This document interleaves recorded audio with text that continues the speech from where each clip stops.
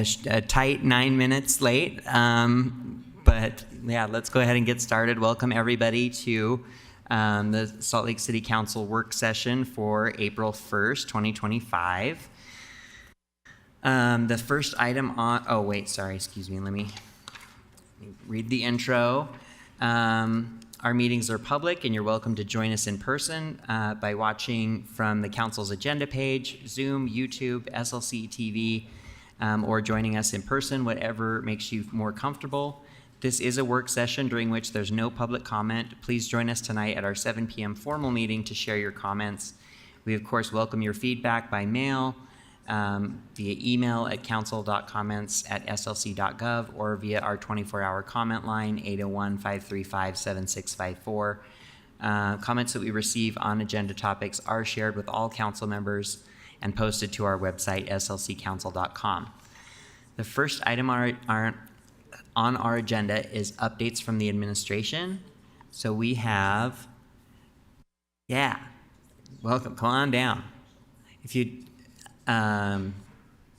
let's see, what are we, no, okay, perfect. If you would just introduce yourselves and tell us what you'll be presenting on then.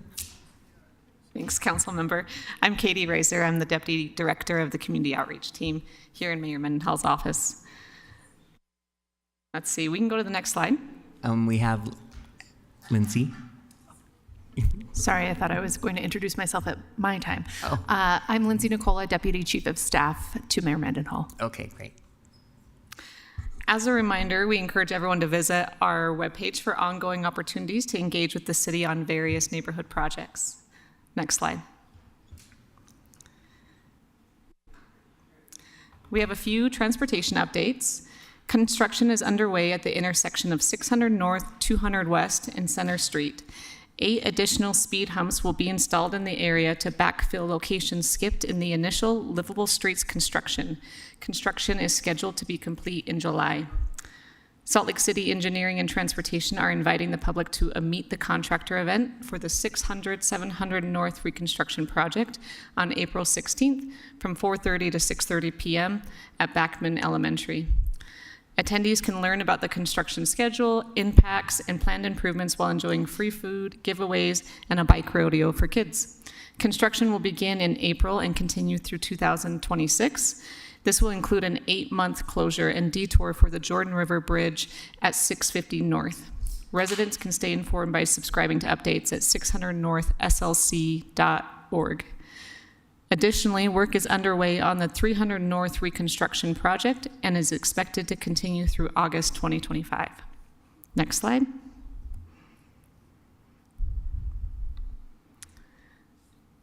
Salt Lake City Engineering and Transportation would also like to invite the public to another Meet the Contractor event for the 1300 East Reconstruction Project on Thursday, April 10th. This will run from 5 to 7 p.m. at Highland High School. This is an opportunity to meet the contractor, review the improvement designs, and learn about the construction schedule for 2025. Construction will begin in April and continue through the fall. The 2100 South Reconstruction Project has reached another milestone with the completion of all sewer main replacement work. As utility work wraps up, crews are now focusing on concrete work between 700 and 1100 East. This is going to involve widened sidewalks, curb bulbouts, and ADA ramps to ensure, to enhance pedestrian safety at intersections.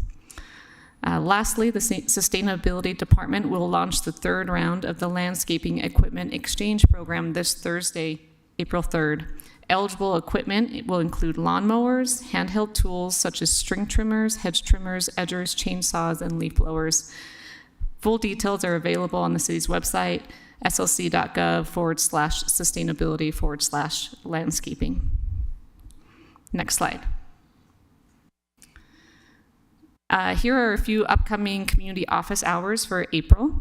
We invite residents to come share what's important to their community or work with the liaison from the mayor's outreach team to tackle any issues they might be facing.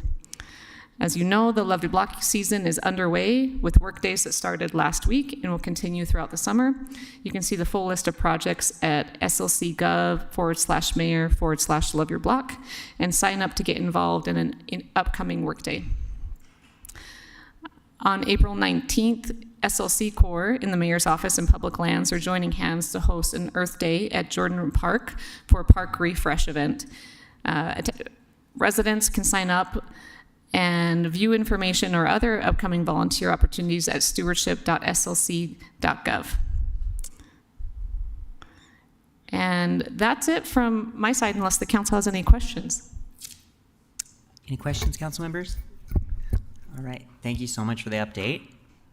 We can go ahead to the next slide. Andrew Johnston is out of town today, so I'll be filling in for him on this homelessness update. So Homeless Resource Center utilization is still at capacity.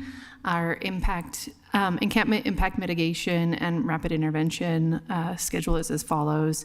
Encampment impact mitigation is scheduled for Wednesday, April 2nd in Memory Grove, depending on the weather.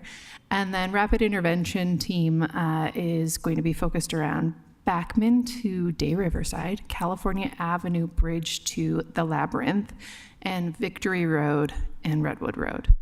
There will be a resource fair on Friday, April 11th at Pioneer Park, and on April 4th at the Wiegand Center is Homeless Outreach Court. That's it for me. All right, thank you. Any questions on any of that? Thank you, Katie and Lindsay. Appreciate the presentations. We also have Chief Lieb from the fire department who's going to present to us on wildfire safety mitigation. Yes, thank you, Council Chair Warden. Appreciate it. Yeah, make sure your mic's on. There we go. There we go. Thank you, Councilmember Wharton. Remainder of the council, good afternoon. Happy to be here. Thanks to Councilmember Dugan for recommending this format or this forum just to give you an update on Salt Lake City's wildfire risk. Thank you, Director Jennifer Bruno, for facilitating that. I think to give you a reasonable idea of what the actual risk is for wildfire in Salt Lake City, it's important for us to probably just quickly review what happened in Los Angeles in January. We've had a lot of questions, myself, my staff, my firefighters, over the last 4 months, honestly just asking us about the risk. And it's understandable. I mean, from what we saw on the news, what I was being informed of from some of my colleagues out in California, it was pretty dramatic. Okay, so before you, there is a one-page sheet. It's on both sides, information on both sides, but the first page gives you just a summary of what occurred. And I don't want to spend too much time, revisiting the incident, but suffice it to say, it was very impactful for the state, for the residents. Obviously, whenever you have a number of fatalities, that has quite a tragic impact on the community. So ultimately, that impact could be summarized in 29 deaths with those two fires out there. 38,000 acres burned, 16,000 structures burned, 20 billion in insured losses, 50 billion in economic losses.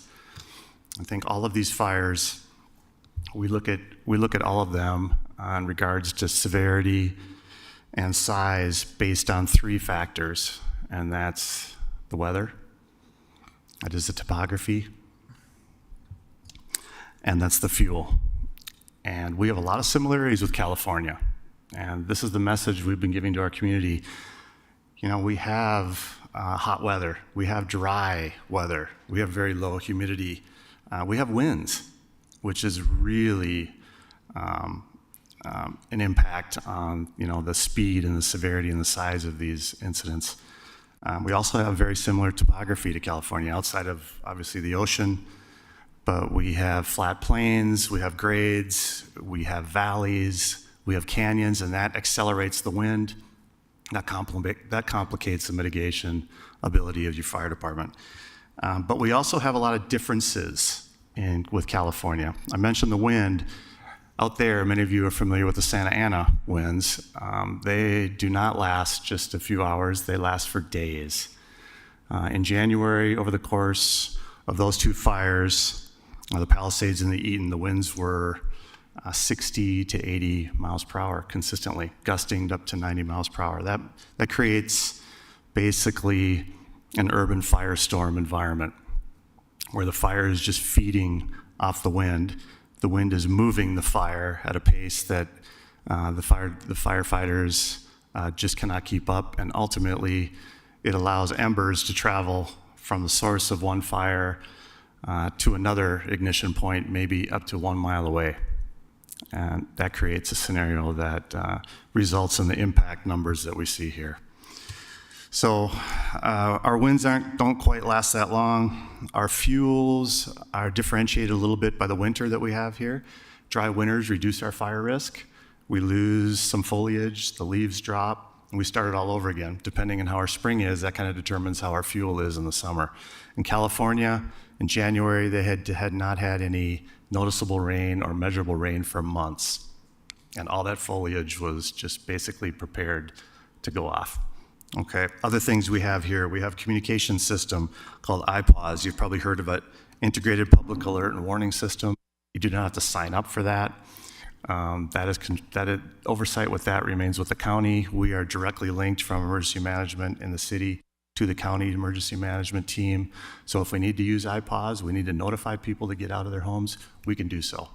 And we're confident that that system will work when we need it. Other big differences, our streets are wide. We've heard that before. In California, density played a large factor. I mean, those fires started at the top of the mountains, the San Marcos, San Gabriel Mountains.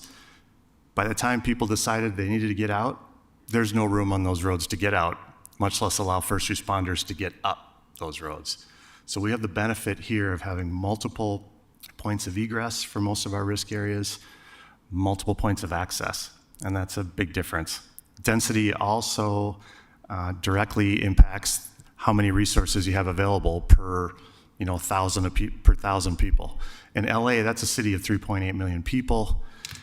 They have one station per 36,000 community members. Here in Salt Lake, to give you some reference, we have one station for 15,000.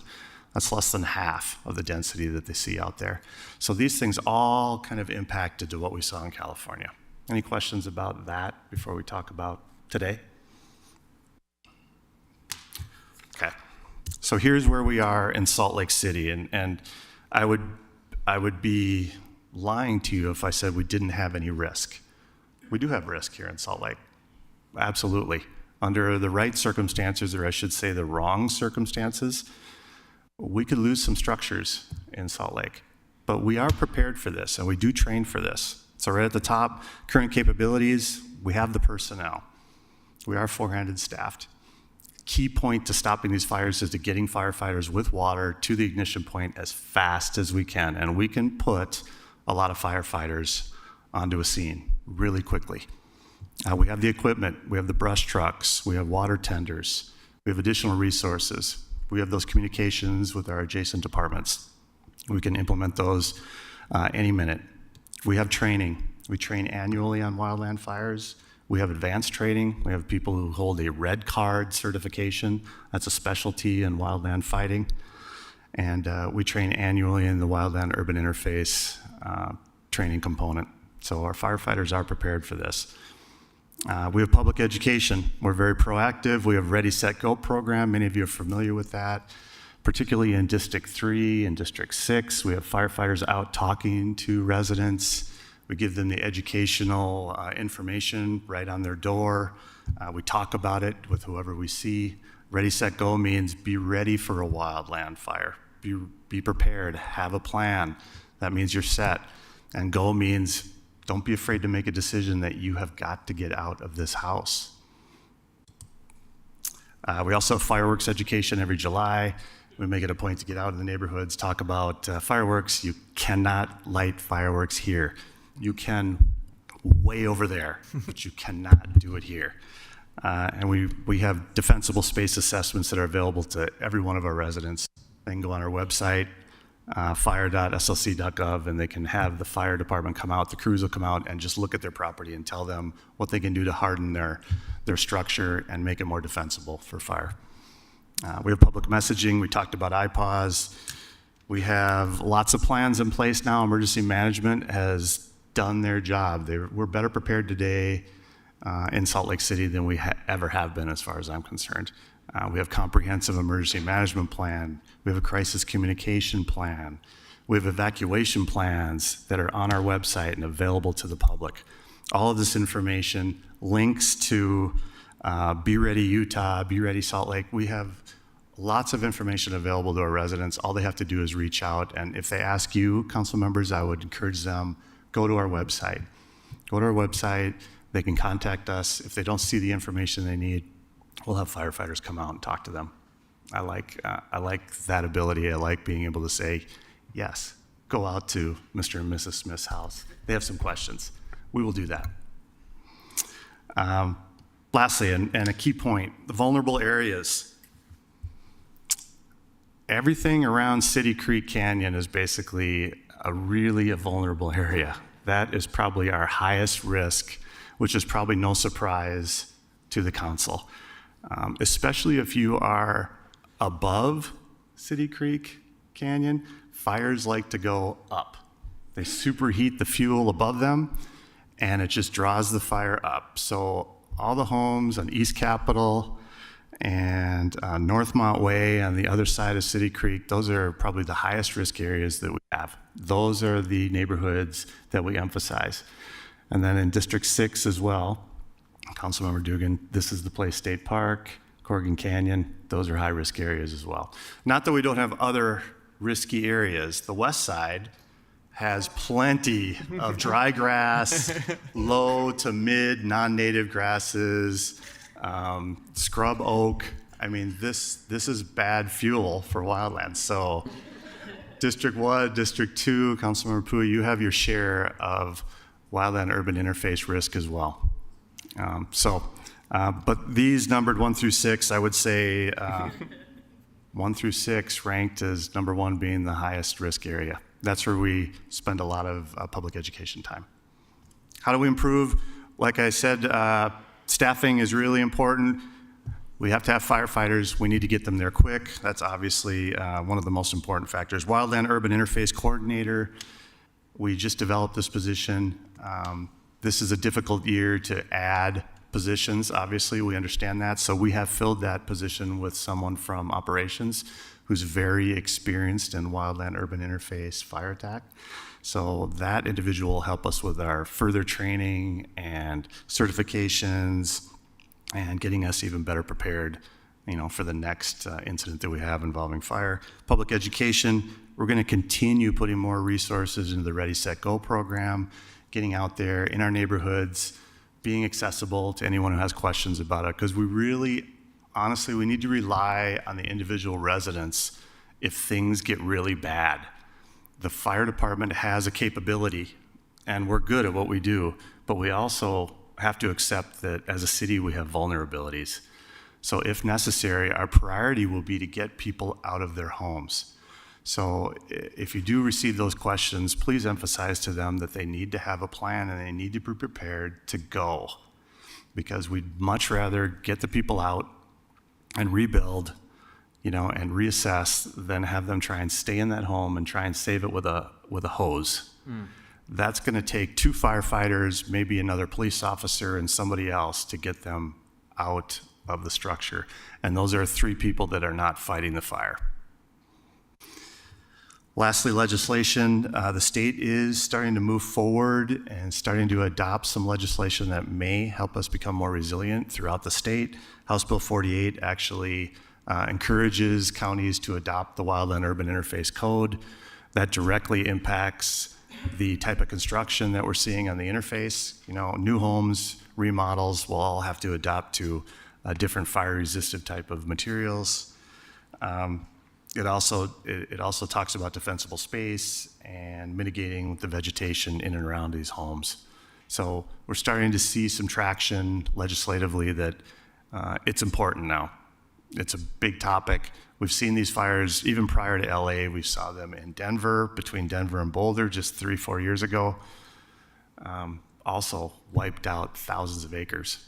A couple deaths with that one as well. So that is where we are. As a summary, I would say Salt Lake City is not at high risk given these factors we just talked about, but I'd say we have a moderate wildland fire risk in Salt Lake. But we're as ready as we can be. Any questions from any of you? Councilmember Dugan.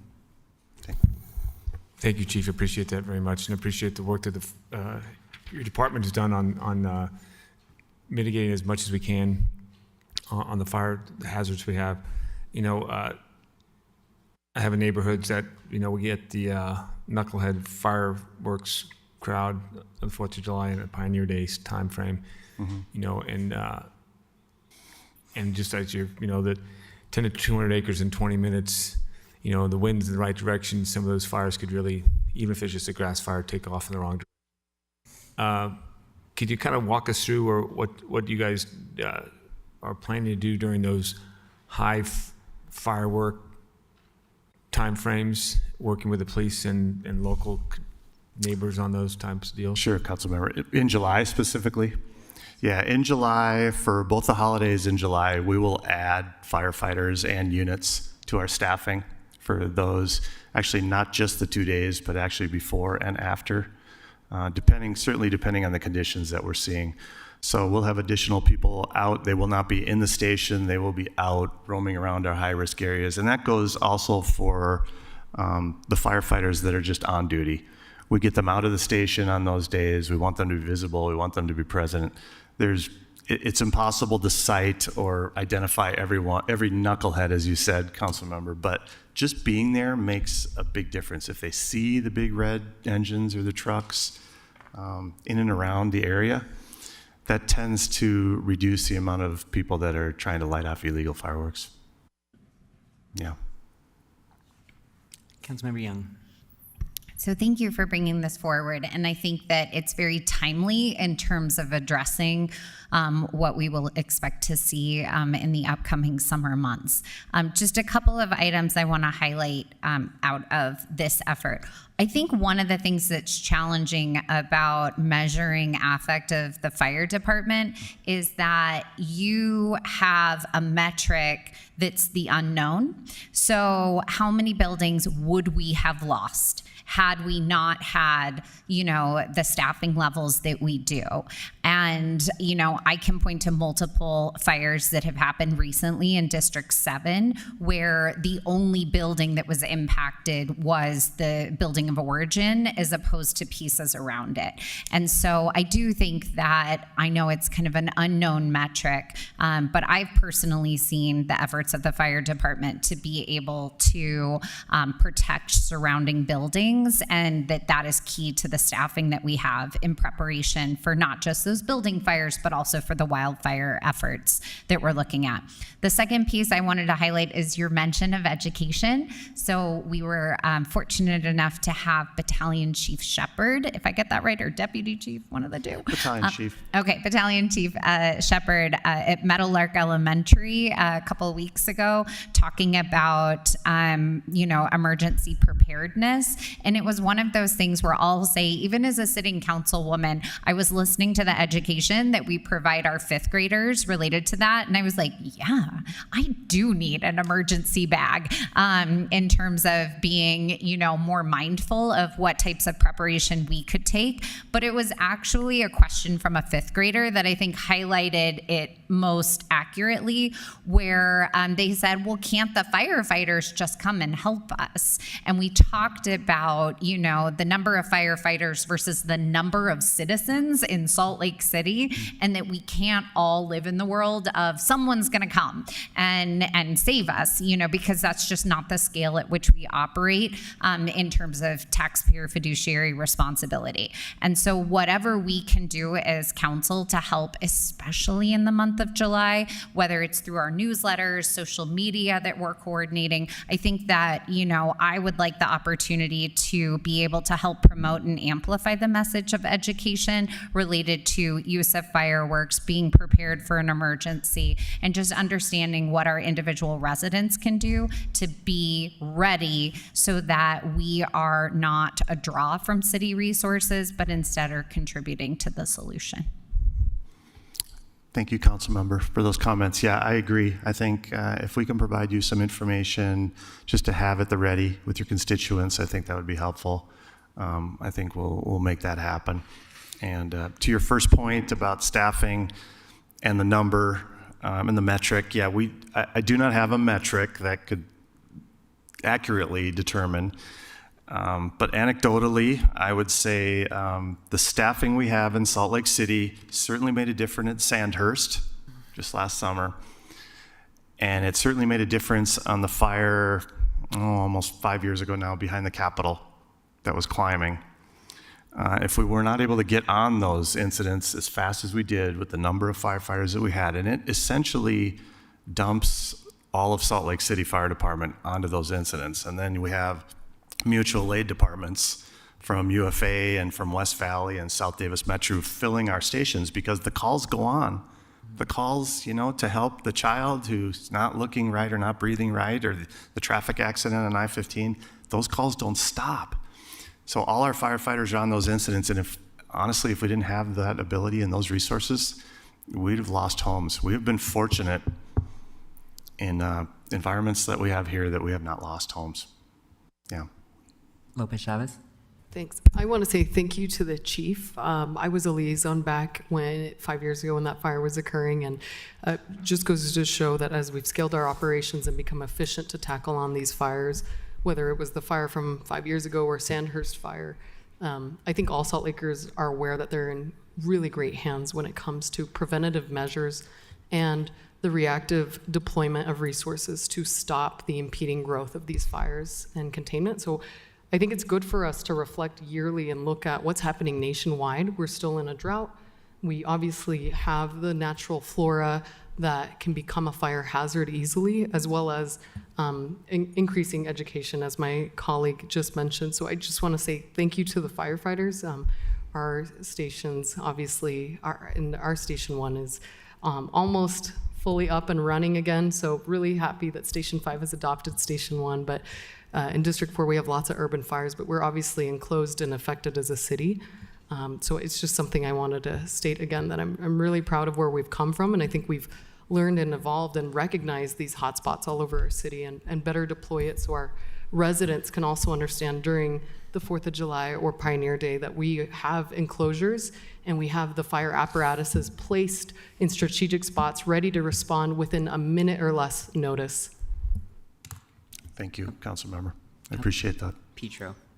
I would be interested in looking with us at the penalties for improper firework usage and making sure that they're as stiff as they can be. I think this is not a crime that is a crime of circumstance that will disproportionately burden people who come from disadvantage. This is an intentional thing that you choose to engage in, sometimes even at your own fiscal detriment.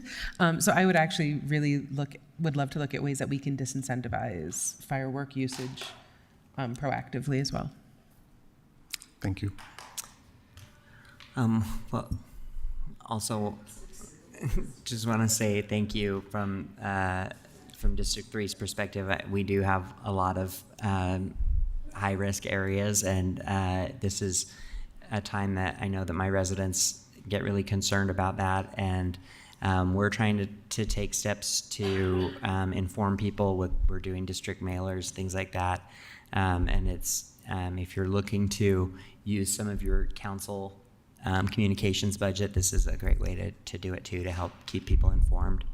So thank you so much for all the work that you do, and for the quick responses. I think we've had a fire every year but last year, so up on Capitol Hill. So yeah, we'll attempt it. Thank you so much. Thanks you, Councilmember Warren. I appreciate it. Thank you, Council.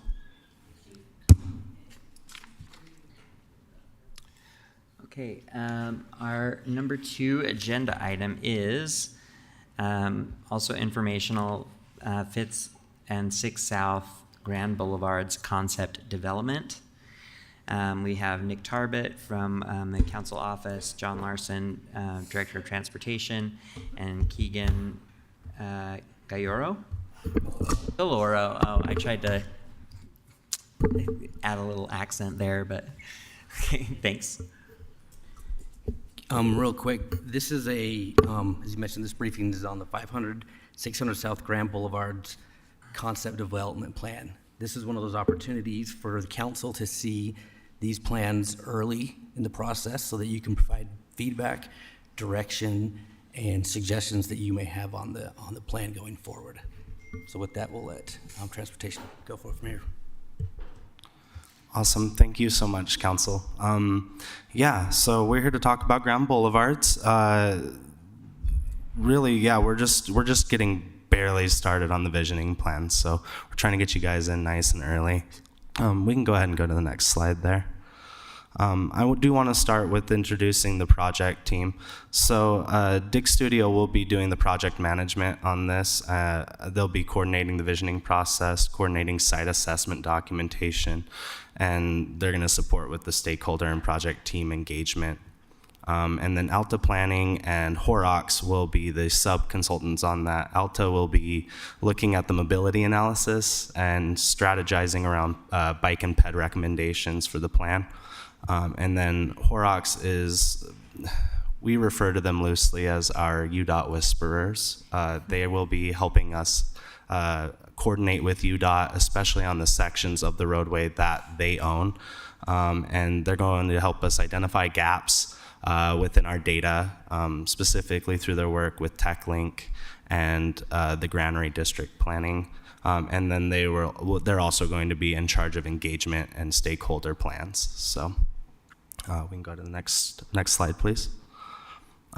So yeah, the Grand Boulevards Concept Development Project will assess potential changes to Salt Lake City's one-way streets, 500 and 600 South, from the on and off ramps on Interstate 15 to residential areas near 700 East. The project will be funded through the TLC, or the Transportation and Land Use Connection Program, and developed in collaboration with Wasatch Front Regional Council and Utah Department of Transportation. The big thing about this project is as we all know, redevelopment is reshaping the landscape around this area and around these corridors. It's moving from more of an auto-centric business and warehouse kind of district to apartments, restaurants, offices, places that people like to live, work, and play. These streets are also boundaries for 3 Wasatch Choice centers, which were identified in the Wasatch Choice Vision, including the Salt Lake City Central Business District Metropolitan Center. These centers are the heart of our community, arguably, where activity is focused and where residents and visitors often want to be. The streets themselves are also major transportation barriers, particularly for people who walk and bike, and have a history of fatalities and serious injury. So this study will consider redesigning these streets as boulevards that we've outlined within the Salt Lake City Street Typologies document, with a focus on improvements to encourage a mix of transportation options and better connections across them.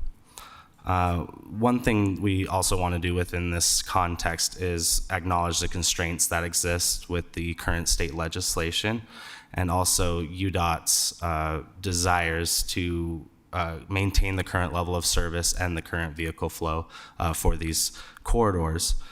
They are very important roadways for our visitors and residents coming to and leaving the city, and we are open to work with whatever is provided and create something that will be beneficial for all parties, as well as for our community here in the Salt Lake City area. All right, go ahead and hit the next slide, please. So these are the project phases. Currently, we are in phase 1. We're pretty far along in phase 1. I'd say we're pretty close to closing those existing conditions and gap analysis. But as far as the project, it will take approximately 12 months. We're trying to get it to conclude at the end of 2025. May creep into 2026, though. The current timeline has shifted in response to that recent legislation. So, like I said, the existing conditions and gap analysis will be concluded in the next few weeks. We just need to finish collecting a few more specific data sets to assist in the overall design framework. The most important phase, and as you can see is our longest phase, is the public engagement. It will begin in earnest, we're hoping by the end of April, latest mid to late May-ish, and will take place for most of the summer to July, August timeframe. A large focus of our engagement plan is communicating with major stakeholders on the corridor, including real estate developers, commercial property owners, hospitality partners with the hotels and motels along the corridors, local advocacy groups, community organizations. Rocky Mountain Power is a big one, and as well as the outdoor advertisers that are along the corridor. And then, of course, our internal partners and divisions that we need to work with. We can go ahead and move to the next slide really quick. Thank you. The concept development has tentatively started, and we'll push 2 draft framework plans out to the community for review and refinement before the final version is completed later this year. The second draft specifically will be presented to the Planning Commission and to y'all for recommendations and to make sure we're going in the right direction.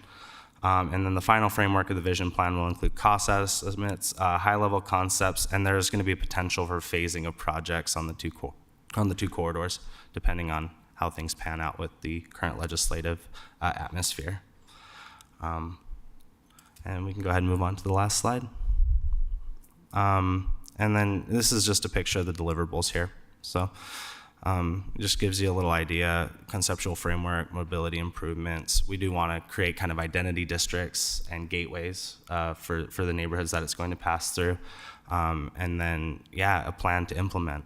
So, and then we can go ahead and hit the last slide there. And then our next steps are, so we have already had one visioning session with UDOT. We are looking to have multiple of those as we move along, just to make sure that we are meeting certain requirements that we need to meet. And then we are finishing up the TAC and SAC meeting schedules, launching existing conditions analysis here shortly once we get the last few data sets, and then we are coordinating the initial outreach and engagement planning process right now. So, and honestly, that leaves us for any questions for the council. I appreciate y'all giving me a little time here. Thank you. Councilmember Dugan. Appreciate the big overview on the Grand Boulevards, and I've had some conversations with others about different ideas, and I love the concept of the Grand Boulevard as you come in or leave the city, but I also, I drive down both 500, 600 South. They're beasts to cross north-south, as you kind of alluded to there, and there's very little interaction with the street and the neighborhoods from probably about State Street all the way to 900 East on both of them. There's nothing there because all it is just, we want to get cars moving from one point to the other point, and there's nothing there. And when you look at a city's viability and walkability, you don't walk across these streets. There are spots to walk across, but really they're barriers, they're big moats. And so, you always come up with good ideas or I say you come up with ideas, and they're not always great. But I've always thought about the idea of making those streets at some point 2 ways instead of 1 way. So you do slow down some different things. You can activate the street, and it can actually make it more livable as a walkable street. I know it wasn't mentioned here. Maybe it's in the vision side of the house. It's also an expensive side of the house. But I really have to look at the width of these streets and the challenges we faced, because you just can't go from Liberty Park to 400 South easily because you got to cross these 2 big moats. Awesome. I appreciate that sentiment, and actually that's something that's definitely on the table. Okay. And it's something that we're looking at. In fact, we've had some interesting conversations around it so far. So again, we are a little curtailed with the current climate, but we are going to look into different solutions in that respect. So. Hey. Thank you. Councilmember Thank you for the presentation and the information. To tangent, and speaking of the political climate, we obviously had a very stark legislative session that tackled and promoted the opposite or opposing view of what I would say often we're looking at when it comes to traffic calming or pedestrian and bicycling usage. I'd love to understand how we can overcome that, what you're thinking of in terms of those opposing views. Today, I received multiple calls from very upset businesses from the Central Business District area opposing this plan and opposing changes to the Grand Boulevard in terms of speed limitations, design, or potential obstructions to these traffic nodes as they're currently used. I'd love to hear how the Transportation Department will work to ensure that those transportation nodes can evolve while also knowing that these are stark challenges that I think we're all trying to overcome. We also see that there's a big appetite and opposing view that to further encumber the city with more legislation in the future. Yeah, and I appreciate the feedback and the sensitivity that we really do need to make sure that we're addressing the needs of all users, and that does include people who drive. As the city continues to grow and evolve and our transportation system becomes more and more multimodal, I do think it's important that we do that in a way that still leaves driving as a convenient option. For many people who come to Salt Lake City from all over the region and the state, driving is their only option. I think it's a misconception that in some way the Transportation Division's trying to make that harder while we're also trying to work to lift all of the other transportation mode options, whether that's biking or transit. And we've talked a lot about making sure that downtown is a place where if you do drive, you really only need to park once, right? And then you can kind of explore on foot. And that one of the things that makes downtown so attractive is the walkability in that rich urban environment. And so I think this provides an opportunity to provide some more balance and make these streets more walkable. There is a lot of space outside of the travel lanes themselves that we have to work with to help soften these streets and help them be more beautiful so that even people in their cars can have a more enjoyable experience, but then really soften the edges. But I don't think, things like speed humps would be appropriate on the Grand Boulevards, for example. So I think you have to make sure that you're using the right tools in the right places and in the right context. Yeah, thank you for that. I think it gives us an opportunity to engage these stakeholders early. I think there is a lot of misinformation and currently in today's political climate coming out of our business community and how regionally a downtown like Salt Lake City's downtown interacts with these regional transit nodes as well. I'd love to see that emphasized. I do worry that this is seen as a very stark contrast to those current stakeholders. And I think that's one of the diplomatic ways we can try to meet in the middle and try to bridge our working needs as well as the current residential needs, which is to be connected to these third spaces and urban spaces that we're trying to provide, like a daycare or a grocery store on foot. Thank you for that. Thank you for the comment. Yeah. Councilmember Petro. Are we doing any regional planning? Every time we talk about what we're doing to an individual street, I hear that we're trying to make it multimodal, we're trying to make it safer. And don't get me wrong, I have enough people already. I was on the phone with constituents until 10:30 last night, but joke's on everyone, I'm not on Twitter, so say what you want about me there. So I don't need more people to be angry at me, but the truth is, I didn't consult road planning before I engaged in procreation. And I've got kids who go to school on the other side of town from where I live. So I go from approximately 700 north and approximately 1300 west to approximately 100 south and 800 east every day during peak hours.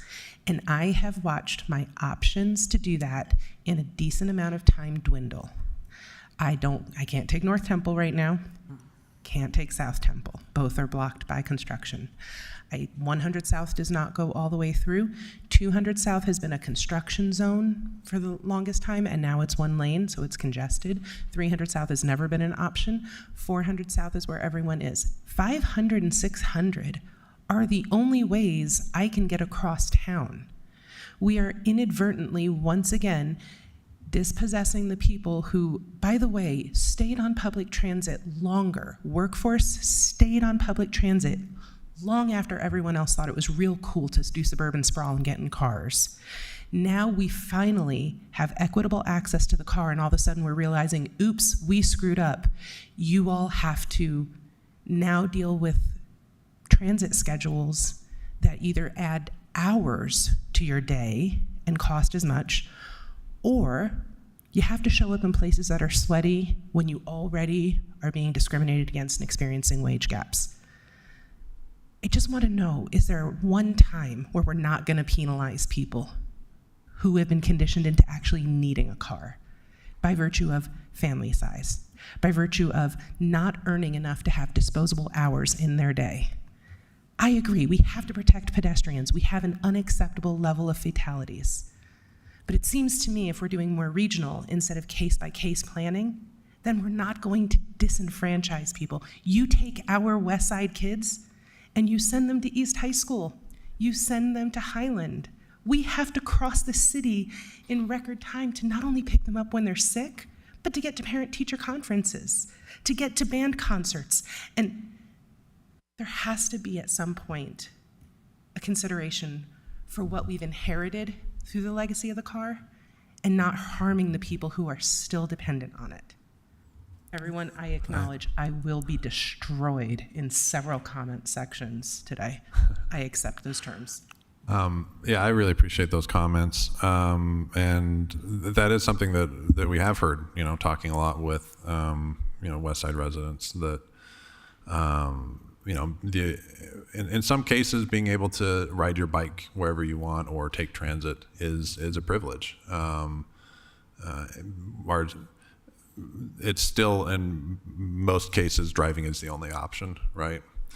And I think I'm proud of the progress we've made as a city at improving options and raising transit and biking and walking as legitimate travel options, but that's still not the case for many people, and maybe never will be. And the last thing we want is for people to feel like they're being punished for driving when they're just trying to go about their day.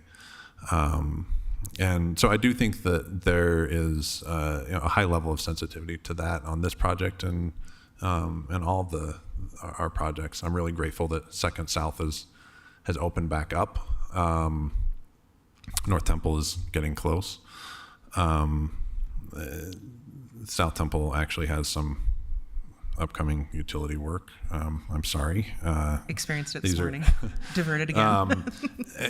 And I will mention that construction impacts. I think that some people might be conflating short-term construction impacts with long-term designs. And we've been going through an unprecedented building boom, and the construction impacts have been and are painful. I think last year is when we hit our peak, and it's going to start tapering off pretty hard. But between both city, UDOT, and private sector projects, it's been a lot. It really has been. Last year, council funded a new engineer to assist our city transportation engineer with managing the construction impacts for all modes, including drivers. And we've been a lot more aggressive and proactive at working with developers to come up with and enforce better traffic plans during construction. And I feel like that's starting to pay off out there. And so the Grand Boulevards project, I think it's going to be, a project about balance. And I really do believe that there's enough space in the right-of-way to be able to meet our multimodal needs, our urban design needs, and create more highly functional, beautiful streets while still keeping cars flowing. Might be a little bit slower, but we'll still be moving the same number of cars. And we work very closely and we work very well with UDOT, I believe, and we'll continue to do so. And I really think that this provides a great opportunity for collaboration with them. And I just do want to put on the public record, I have full faith in you and your city team. I know you to be responsive. I want to put those concerns on the record. We do not need to be preempted. We do not need anyone to come in and save us. You are capable, skillful, and I have full faith in you, lest anyone else tries to use my concerns. Thank you. I appreciate that. Appreciate it. Can you talk a little bit about what, how UDOT is involved under the new legislation and what kind of, I would imagine that they, regardless of the legislation, would have more input anyway because of the freeway on-ramps. So can you just talk a little bit about what's changed, what hasn't changed? Yeah. So UDOT owns 5th and 6th South west of State Street. The city takes over ownership on the east side. The SB 195 language, what it does is it asks the city to create a mobility plan. So we have to look at the last 5 years of impacts for collector and arterial streets. And then looking forward, they don't set a time frame for how far, but there's a sunset for, I think, 2029. And so we're just going to look forward 5 years and do pretty much any project in the next 5 years that we might consider doing, we'll throw into the project. And we basically have till this fall to co-present to the interim committee, the Transportation Interim Committee. And so we've really got to hustle to develop this plan. We've already been collaborating with UDOT Region 2 leadership on the scope of work. They've reviewed what we've put together, had really helpful comments. They have their own study that they need to do that goes from 2015 to 2035. But our study in particular, what it does is basically UDOT has to approve anything that would be a lane reduction, a lane narrowing, or could cause congestion on any collector arterial streets in the city. And so my goal is that there aren't any surprises for UDOT in that final report because we've brought them along. It outlines very specifically what needs to be studied, and then also calls for business engagement, and we plan to go well above and beyond the minimum requirements when it comes to the business engagement on that report. We recognize that not everyone has necessarily a full understanding of what has been done and what we are planning to do. And so I think nothing really beats having one-on-one and small group conversations, and we'll be doing a lot of that as part of our engagement. And I guess one comment is Councilmember Petro's earlier comment about the regional planning. That is my background. Before I came to the city, I did regional travel forecasting for the entire Wasatch Front. That was my job. I led their team that developed those forecasts. And so I'm always thinking regionally. We actually printed the Wasatch Choice 2040 map and have it on the wall in our conference room to remind our staff that we need to think regionally. And so we do. And I think that that's an important part of those conversations and part of the outreach is that context of how Salt Lake fits into the larger transportation system. Well, thank you for giving that additional information. I think to Councilmember Petro's one of the points that she made, I think there is a way to do both of these things, and I have the highest confidence in you and the department, and appreciate this undertaking. So, thank you. Any other questions? Okay. Let's move on then to Thank you. agenda item number 3, which is the Central Business Improvement Area. We've got Austin Kimmel, Council Policy Analyst, Lorena Rifo Jensen, Director of Economic Development, Peter Mikowski, Assistant Director, and Annie Feldman, Economic Development Project Manager. Or maybe not this time. Oh, yep, there she is. Okay. Thanks. All right, thank you, council members. Economic Development is here to present on an ordinance that would authorize the Salt Lake City Central Improvement Assessment Area, or CBIA 25. The CBIA is funded through two special assessments, one for economic promotion and operations, and another for holiday lighting on specific streets within the area. Maps of the CBIA boundary and of the downtown holiday lighting can be found on pages 5 and 6 of the staff report. A vote on the ordinance is on tonight's formal meeting agenda. The motion found on the motion sheet would do two things. First, it would accept the recommendations of the Board of Equalization, and second, confirm the equalized assessment list and levy an assessment for the CBIA. The assessment's total budget is projected to raise almost $6 million over the area's 3-year period. The consideration of the ordinance tonight is the last step by the City Council in establishing the special assessment area. In July of last year, the Council adopted a resolution starting the reauthorization process. In September, the Council held a protest hearing, and in November, the Council appointed the Board of Equalization. The Board of Equalization held 6 public meetings in January and February for commercial property owners to appear and contest the proposed assessments.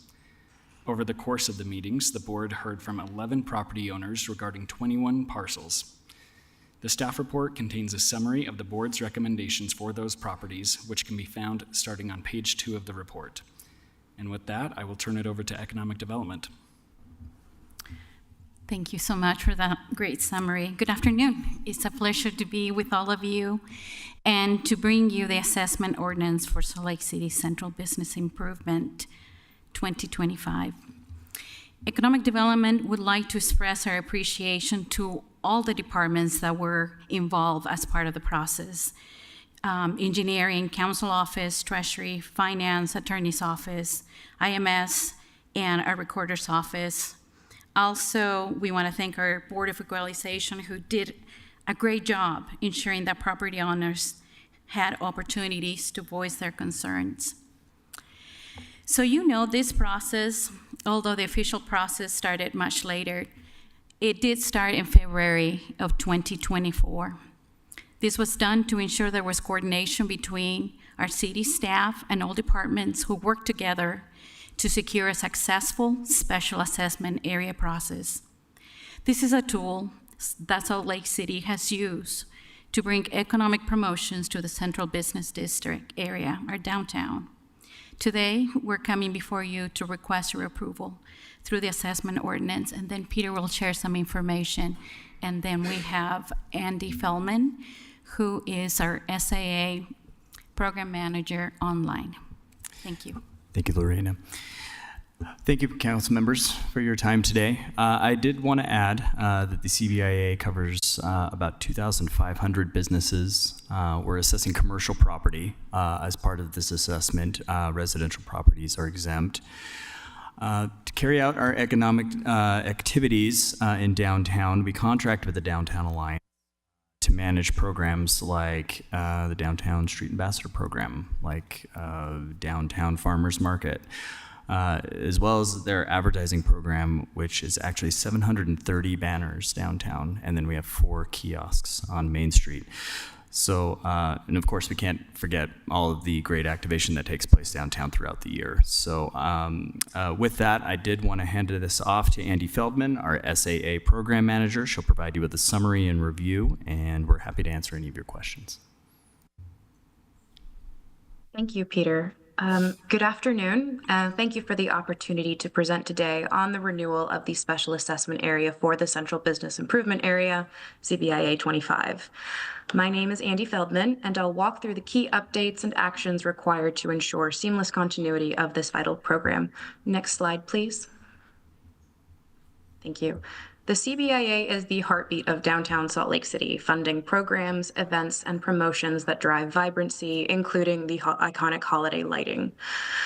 Our team has developed a timeline for renewal to ensure that there are no service gaps between the conclusion of CBIA 22 and the creation of CBIA 25. Next slide, please. On the next couple of slides, I just have a couple of pictures showing that the assessment area ensures funding for these priorities, which enhance economic activity and community engagement, like the downtown farmers market. Next slide, please. Holiday lighting, of course. Next slide, please. And the Downtown Ambassadors Program. Next slide. As you may see from this list of actions taken by Council, you may see that the renewal is nearing its completion. We are here today to address any questions before Council will vote on the assessment ordinance and the Board of Equalization's final recommendations. Next slide. Thank you. The boundary remains unchanged for the base assessment and no new properties have been added. So this is the same boundary map as CBIA 22. Next slide, please. The lighting map also reflects no new additions. However, the parcels marked in red highlight the non-functioning outlets removed from the assessment already, and moving forward, we'll prioritize infrastructure review to maintain the holiday lighting's reliability. Last slide, please. In summary, this renewal sustains the CBIA's economic and cultural impact downtown. We appreciate your support and we welcome any questions that you may have. Thank you. That's the end of my presentation.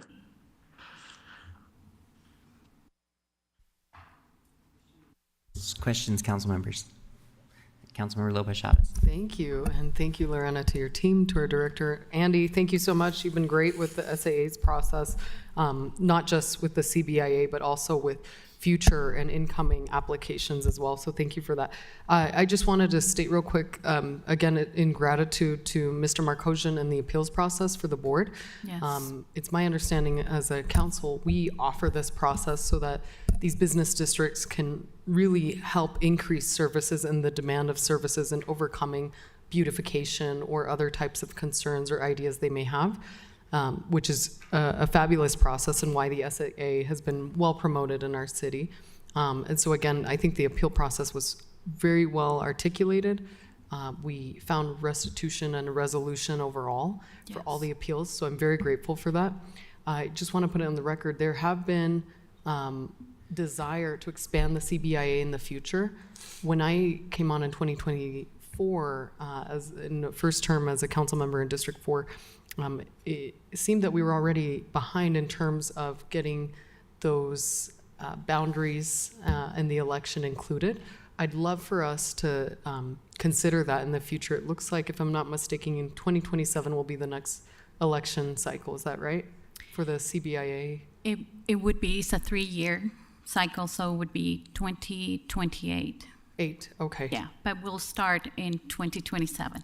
That's great. I'd love to understand from the legislative authorities that we have as a council what we can do to help, again, integrate those boundaries if the CBIA board chooses to approve those boundaries, as well as, it's my understanding residential is not currently included in the CBIA.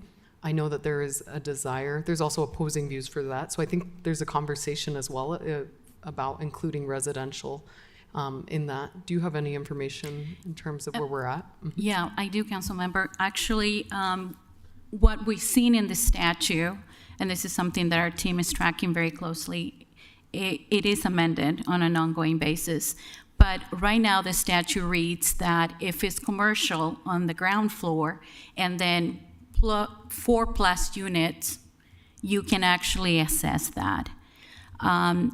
In my conversations that I've had, preliminary conversations that I've mentioned this to the Downtown Alliance, it would benefit if people understood that there's been a change in the statute and that is a possibility. So if there were, a desire to move in that direction, definitely that's something that could be contemplated. And if I'm not mistaken, does the CBIA board determine that? No. Yeah. Okay. I think that's something that we should consider as a body and cohort of council.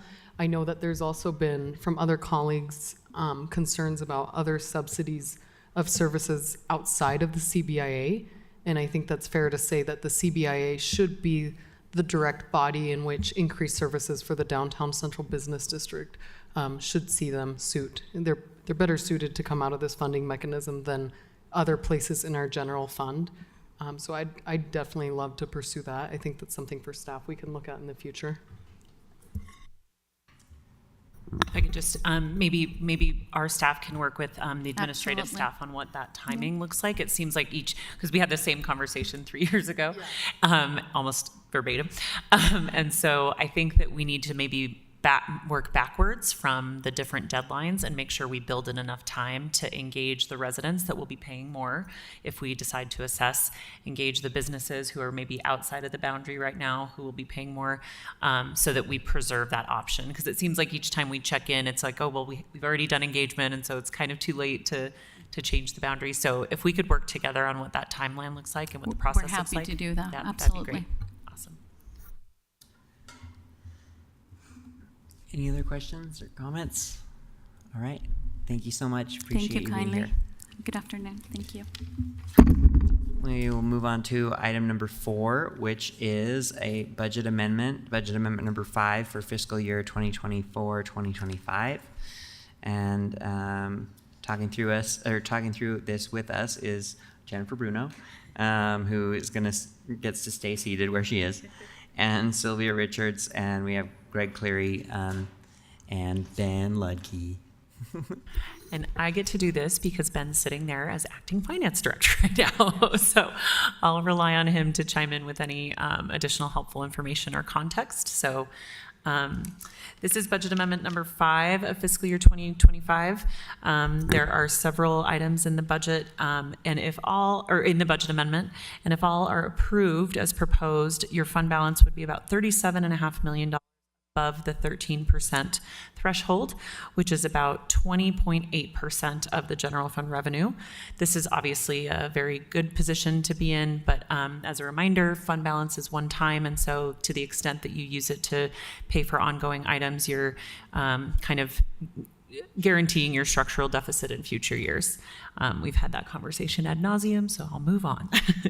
The good news on the revenue picture is that sales taxes are coming in at about $1.7 million over what the council adopted in the budget for fiscal year 2025.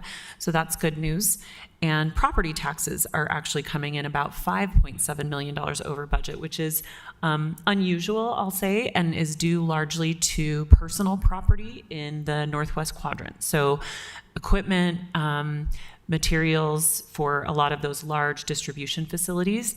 We've been discussing with finance ways for the city to figure out to what extent is this going to be an ongoing source of revenue, or is this sort of a one-time investment that might not be there in future years. So I just wanted to flag that as great news for this current budget year, but we'll be kind of talking through that going forward. If there's no questions on the revenue or fund balance, I'll move on to the items. Is that good? Okay. Item A1 would spend $3.5 million from the county quarter cent fund balance to fully fund construction of the 400 South bridge over the Jordan River. This bridge is at risk of being further downgraded, which would jeopardize the ability of emergency vehicles and UTA buses to use the bridge. So the urgency with which the bridge needs to be replaced is increased. So I think the administration is thinking that this construction could happen sooner if you fully fund this during a budget amendment. And again, this is from fund balance from the county quarter cent fund. That's that sales tax that's collected by the county that's limited to be spent on transportation and streets. So it's a little different than your general fund balance where you can kind of spend it on anything. Are there any questions on that? Okay.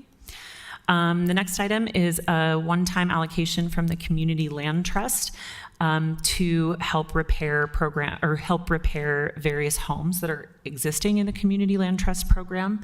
In previous discussions with the council, you indicated to the administration that they should feel free to come back to you if there are unique opportunities to enhance the Community Land Trust while they're developing an overall policy for the program. So this is, I think, in that category. They are intending to come to you guys with a policy to guide that program sometime in April. And our policy question is, does the council want to schedule a more in-depth briefing on that policy? We probably typically would, but just confirming that it's a big enough topic that you'd want to schedule a solo discussion on it, even if it means during the budget. Mr. Chair, I would like to do that. Okay. Okay. Yeah. We can plan on that. And I think especially if it's informing the fiscal year 26 budget, it would make sense to have that discussion. The next item, A4, is $135,000 from fund balance. Part of that, $114,000 of that, would help keep pace with the demand of Hive passes, which is great news. There were several years where the demand for Hive passes was declining, and if you remember a couple budget cycles ago, we actually reduced that budget line item. The trends are showing that this budget line item would be overspent if we kept pace with demand. So rather than turn people away from Hive passes, the administration is requesting that the council add funds from fund balance so that those requests can be honored. There's a related request for green bike memberships for Hive members. This is a kind of joint venture that used to be funded by UTA. UTA has run out of that funding and has indicated that they are not interested in sort of re-upping the investment. And so the administration is suggesting that the city could commit to the next 3 years of funding this program. This would be $8,500. You could have a policy discussion about whether or not the city wants to take on this membership, this related membership, or if you would like to have further discussions with UTA about why they decided not to fund it. Mr. Chair. Yes, Councilman Rion. I would be interested in additional information before making a decision. And so that additional information, I think primarily, like, what is the engagement? Like, what types of usage do we have related to that? And then also, I guess, understanding why UTA has decided no more. It seems like a very small amount of their budget for them to have made that decision, but I'd be interested in more details if that's possible. Great, we can follow, but unless the administration has information right now, we can follow up in an email later. So we'll plan on that. Okay. And I should just say it is possible to bifurcate those two pieces to that budget amendment if the council's interested in that. Item A5 is expanding the scope of a restroom study funded in CIP in fiscal year 25 to include an assessment of all restrooms in the city. So if you remember, in fiscal year 25, there was an application for Fairmount Park restroom study. This would take $75,000 of the $500,000 that was set aside by the council in last year to increase the scope of that to $175,000. Mr. Chair. Yes, Councilmember. Thank you. I would be very interested in this study and expanding it citywide.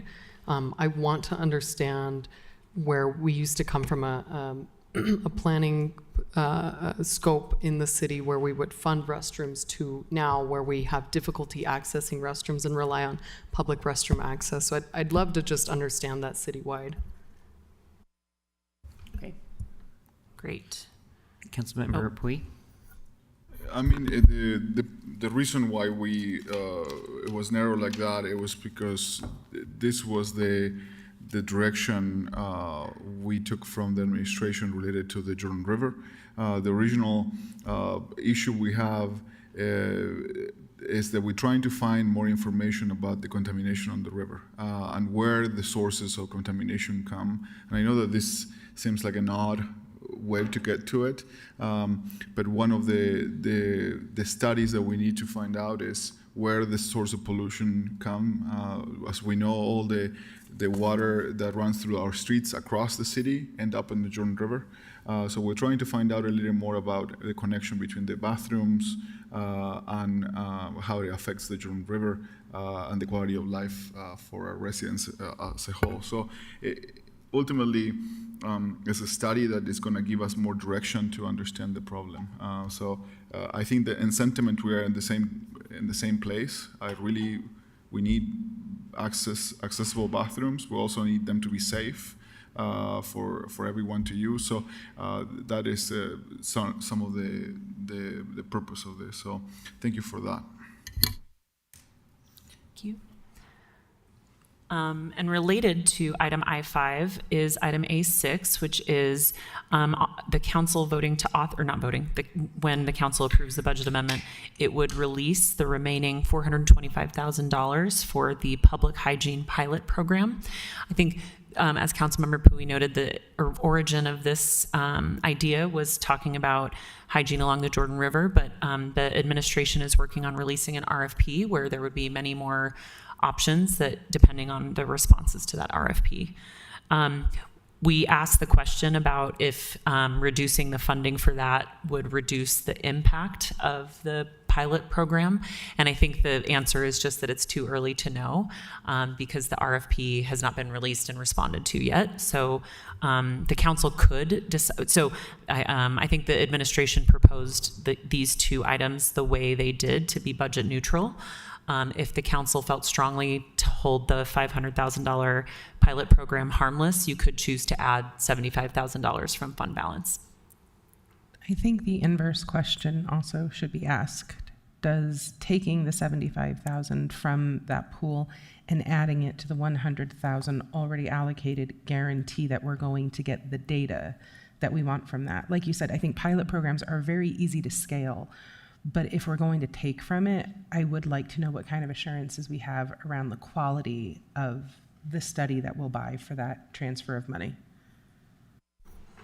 We could ask for more information about the scope of the study in A5 and communicate that data to make decisions in the future is a priority.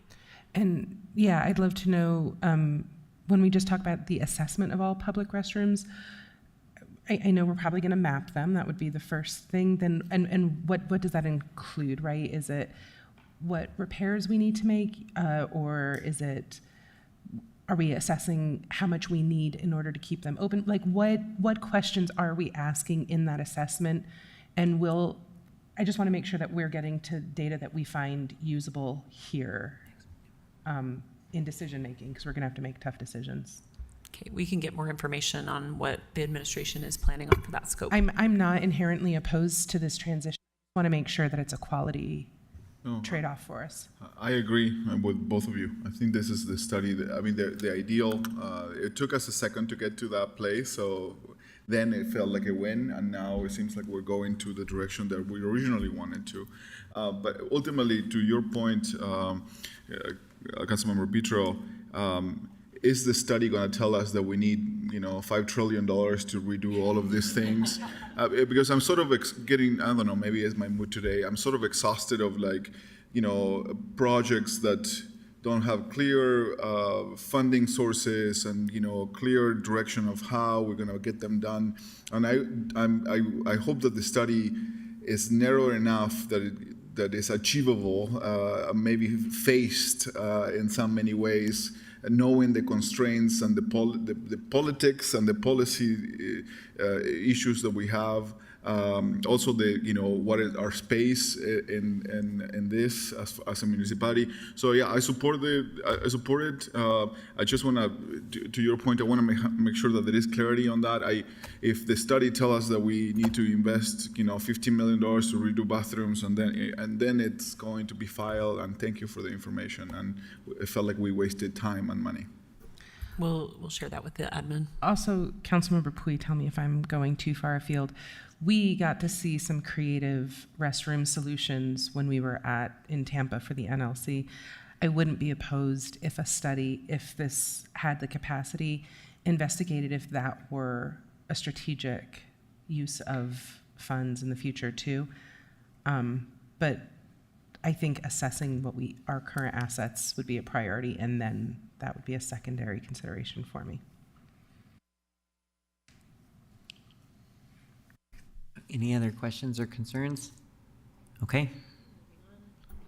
The next item is another item where the budget that was approved in fiscal year 25, it's been used more heavily. So this is the funding for construction mitigation. The council allocated $600,000 in the fiscal year 25 budget, and economic development anticipates that they'll need another $270,000 to fulfill anticipated requests based on the construction activity that has been going on this past year, as we discussed in the earlier briefing. The Economic Development Department does not believe that construction will continue to peak, that next fiscal year it's possible that the $600,000 will be sufficient. So they're asking for this money on a one-time basis to allow for this current fiscal year to be addressed. I think it's worth for us to discuss also. I've heard from not a few business owners that $3,000 is not the help that we want it to be. And so I do think it's worth us having a discussion of how we're allocating this money and if we're getting out of it what we want. I am not suggesting that we don't do something, but it does seem to me that this is one of those things where our intentions do not pay rent on places just because we have, and we had to do on 2100 South what we wanted. We were not just trying to make it pretty. We have aging infrastructure. But I do think it's worth us revisiting this maybe in the new year, especially if we've made commitments. And I know District 1 is going to be in line for these because we have a massive closure coming up. So I'd like us to get this clear quickly. Lopez Chavez and then Young. Yeah, thank you, Mr. Chair. I met recently with the Business Advisory Board, and this is a top concern of theirs. To echo Councilmember Petro's commentary, I think this is a space where we can act. It seems that these funds might have better use, and from conversations with business owners, most recently, obviously, construction on 200 South, but also in District 7 on 2100 South, where the $3,000 of mitigation funds was not seen as revenue replacement. So looking at other ways to subsidize and mitigating these funds. Also, just a commentary, construction mitigation, it seemed that in the label of the title, there was some misinformation amongst the business owners of what the grant could be used for. So there's been a suggestion to also change the title to say marketing help or some sort of way that included the word marketing so that it could be better understood as funds that could be used to promote the marketing and distribution of these funds in that specific manner. Thank you. Councilmember Young? So I would concur with Councilmember Lopez Chavez. I do think it would be helpful to hear from the Business Advisory Board about what recommendations they have related to the continuation and needs of the program. The other piece, I guess, I would also note is that as we look ahead to budgeting, I feel very strongly and would love to have a more further conversation with my council members about including these types of aspects in budget, program budget costs. And so that when we're talking about construction, that we're also including what mitigation needs to look like as part of the comprehensive plan, as opposed to it being separate. So just floating that out there. Yeah, just a little information and context on that. And it's been, there's not a perfect answer to this. Several construction budgets do include, the CIP includes business mitigation outreach. That's managed by a different department than economic development, which is more in tune with the business's marketing side, things like that. And so this was an effort to put money where it was more closely related to the operator of the business instead of the project manager, engineer type person, if you know what I mean. So we can work with the administration to figure out how to kind of break down those silos and think about how to approach that. And I appreciate that thought because I was thinking the same line of thought. It's can we set aside a third of a percentage in every of these large projects and then have it for mitigation, education, and helping some of the businesses, and knowing so that in some areas it might not be used because there is not some businesses there, but in some other ones it might need a little more support. But again, it's a hard equation to break, and I'm not sure there will be a perfect equation for it, but I am very interested on that too. And ultimately, what I understood from this program was to show a good faith from the city to say, we understand that you're going to suffer through this. It needs to happen. We wish we didn't have to, really, in some ways, right? Like there's some 100-year-old pipes over there that they've been neglected for many generations, and we are here now growing, and we need to change them. And not, while we're changing that, might as well change the other things that we need to upgrade in the street. So I don't know if the mitigation money is going to always cover all the costs, or if it should. I mean, it's part of like living in an urban city. But I think that there is conversation to be had about like what is the intent of this, and maybe $3,000 is maybe insulting to some, right? When they're losing $10,000 a day, right? But again, it doesn't mean that we should be covering the $10,000 a day, because that's unfair for all the residents. When we have to do these changes, we're also suffering through them. So it's a good policy question, and it's a good discussion to have at some point. Yeah, I'll just quickly, Chair, if I may. Go ahead. I'll just quickly follow up. So I think it's a yes and in that space, where obviously like the more resources we can provide, it benefits the businesses. I don't know if we ever will have a direct mechanism in terms of replacement of revenue related to that. And I also know that the city has a history of having previously provided like low interest loans, like related to needs in that space. But we learned some good lessons from that, which is why we're not still doing it. And I think that all of those items, it would be great if the Business Advisory Board was considering all of those pieces in terms of then what recommendations they would have for our policy discussion. All right, thank you, everyone. Okay, the next item, item A8, is a true up to the animal services contract. The contract was not finalized until after the fiscal year 25 budget was adopted, which is why it wasn't included in the annual budget. The new contract pricing is $398,000 more than the current budget, and it does not mean a service level increase. It's largely due to inflationary increases. This would come one time from the general fund. The policy question we had is there a way to work with the county and adjust the timing by a couple months to build it into the annual budget process? Yes. Okay. But the county is in a different cycle for their budget. They're on a calendar year, but that means, in theory, that means that we should be able to work with them to adopt it either, or figure out the contract either in like the fall or the spring, I would think. So maybe we just need to work with our counterparts at the county to figure out where it makes sense for both parties. It is a significant jump, though. It is. It's not an insignificant amount. I guess my follow-up question, obviously, we need the services, and is, are we expected to see jumps this significant, and is the county forecasting? I'm sure that there are, like we are, needs in that aspect to retain employees or something else, so I would love to know. I don't know if the administration has recent information from discussions with the county on that, but I would anticipate that that is largely the cost. Their cost of doing business is going up just like ours. So maybe also, if we don't have a contract with them, is the city going to, put a contingency buffer? So hey, we're going to take our current budget, current contract, times it by 1.25 or whatever, something that, so we're not getting hit with a $400,000 budget amendment 5 at the end of the fiscal year.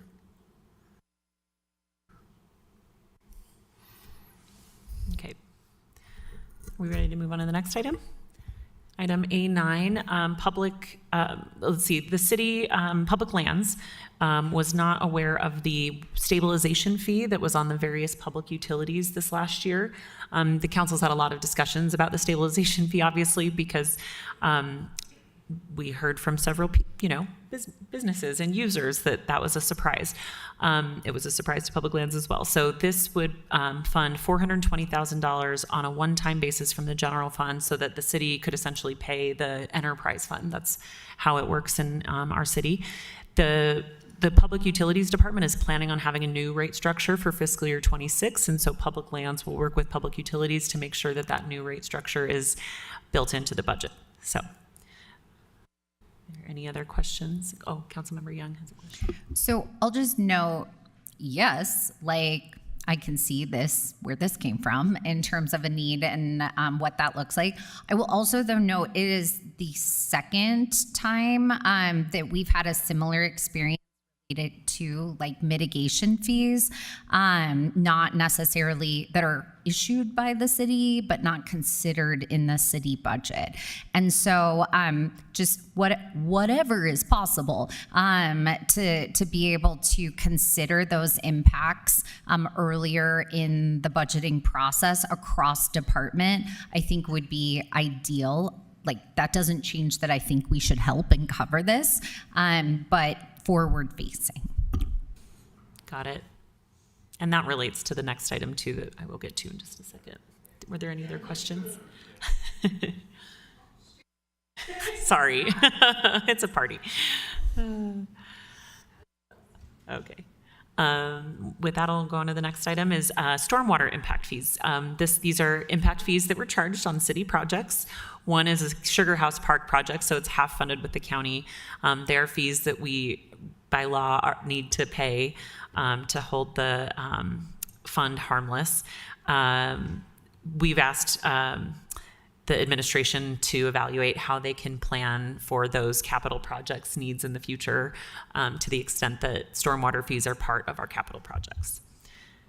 There's also a ton of great information about the stormwater fund and the city's history with the stormwater fund in the administration's transmittal. So if you want that background, it's helpful. Okay.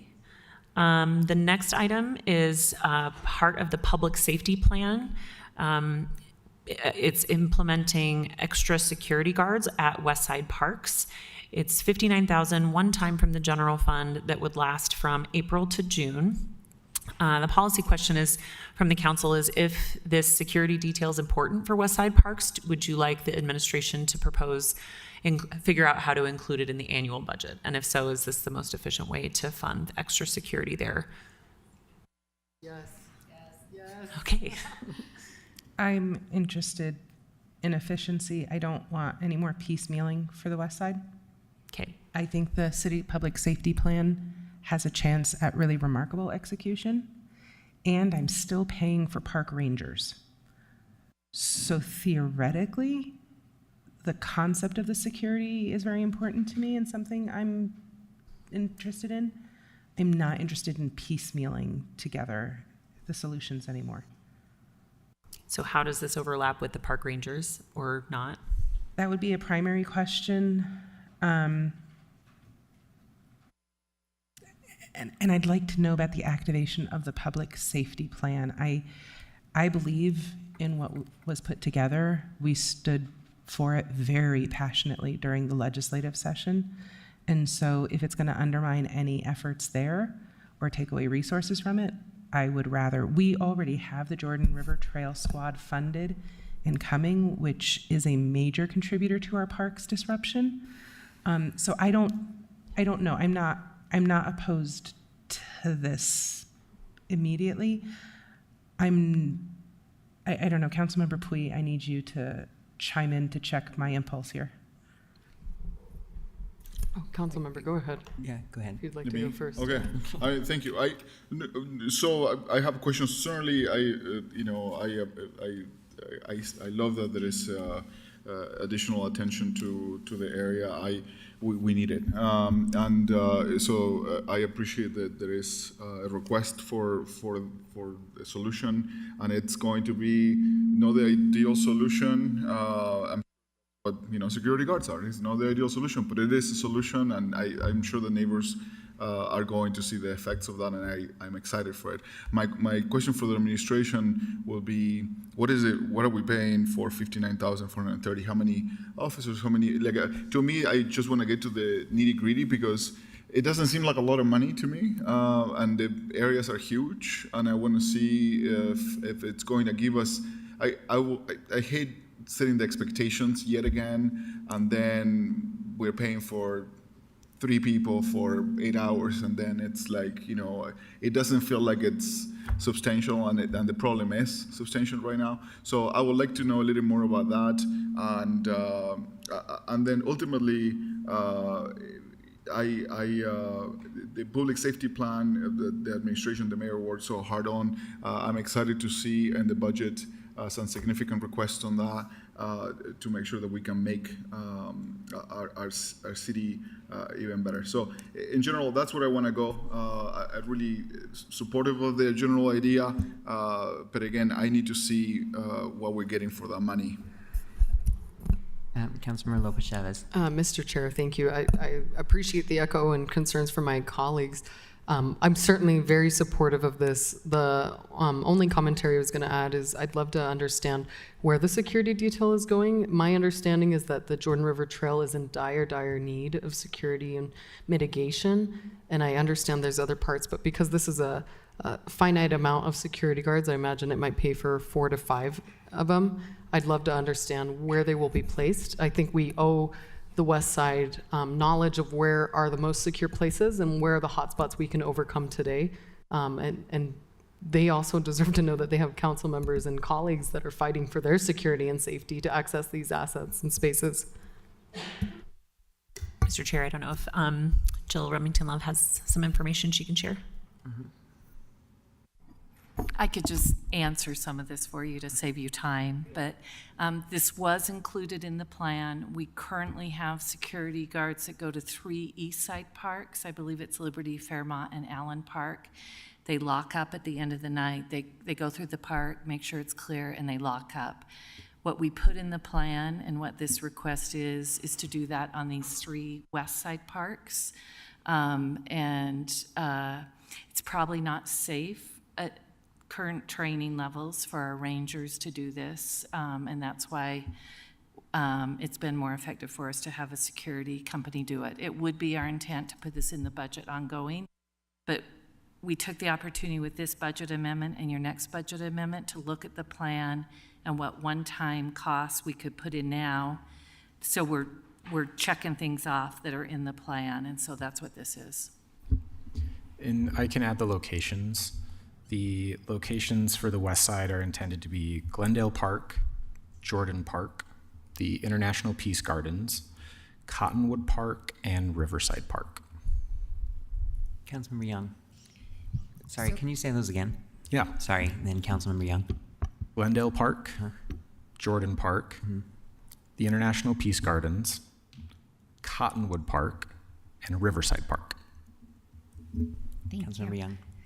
So I too am supportive of security related to the parks on the west side. I think I have a bit of pause because we've seen varying degrees of success related to security through the lens of going and locking it at night and then, reopening it.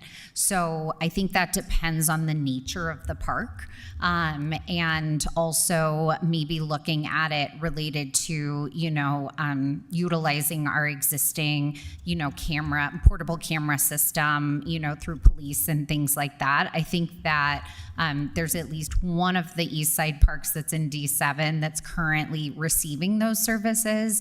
And we continue to hear from residents that is not providing them the level of safety and security that they were envisioning. And so I think it's just a question of looking at the nature of the services and maybe potential coordination with, like I said, some of those existing security cameras, just to see how we can piece those together to get a more secure outcome. And I get that that's going to be different per park, but I would just highlight that as a current challenge to that existing security solution. Any other? No, Councilmember Puy, I'm sorry. Sorry, I mean that was very useful. Thank you for the detail and the information. That's a hell of a lot of parks, so they go check. Sorry, you just left the table, and I don't want to. So they go and check, make sure that everything is fine, and they lock up. At some of these parks, as you know, they don't have anything to lock up, right? Like the Jordan Park doesn't have gates, or International Peace Gardens has a gate on one side, but it doesn't have a gate on the other many sides. So what is it they're specifically doing? So and at what time they're going? They're going for multiple times. Will you help me understand what this does? And I think I'm going to have to get you more information on that I don't have. I mean, it's been described to us, and this is something that came up when we were developing the plan, that it would be helpful to have security help us close up the parks at night. I would love to learn a little more. Yeah, supportive in general, supportive of the idea. I really want to make sure that the expectations to my neighbors are like, oh, they're going to see a security guard walking around once in a while, or like often enough, and then nothing. Like they don't, because I really want to be on the same page. So I appreciate that information. Thank you. This next item is a long time coming, very excited. Item A12, updating all 4 sections of the impact fees facility plan. The last time there was a comprehensive plan update was 2016, which means that all of the cost estimates are very out of date, almost a decade old. So this would come from current balances of impact fees, so it doesn't need to come from the general fund because that's an impact fee eligible expense. It would allow the city to hire a consultant to update all 4 sections of the plan: police, fire, parks, transportation. Separately, the council had approved updating just the transportation section of the plan in fiscal year 24, but there's definitely a benefit to updating all 4 sections together.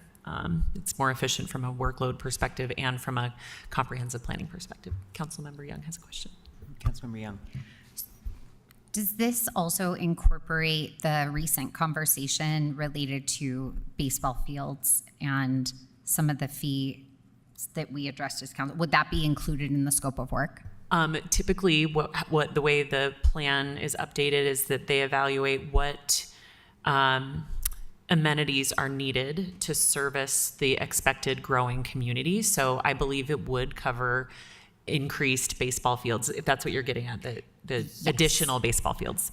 Yes. So I think one of the pieces that I would just love to maybe see like included in the language is related to if we are looking at fees, we had created some specific user categories where we wanted to see like opportunity for a reduced rate, or the ability if we could maybe incorporate that in the review of the scope of work, to be able to get recommendations as it may relate to continuing like what it looks like for like a public, team. Okay. Does that make sense? Okay, that's a little bit different than I was thinking. Sorry. Okay, sorry. So this is an impact fee analysis, not a fee analysis. So Okay, impact fee analysis is paid by developers when they build a residential unit to help fund those parks that we need to build. So we can also do. No, totally fine. Okay. I just wanted to make sure that we weren't going to get a set of recommendations that like completely undid what we were previously working on. Yes. So thank you. These would be fees paid for by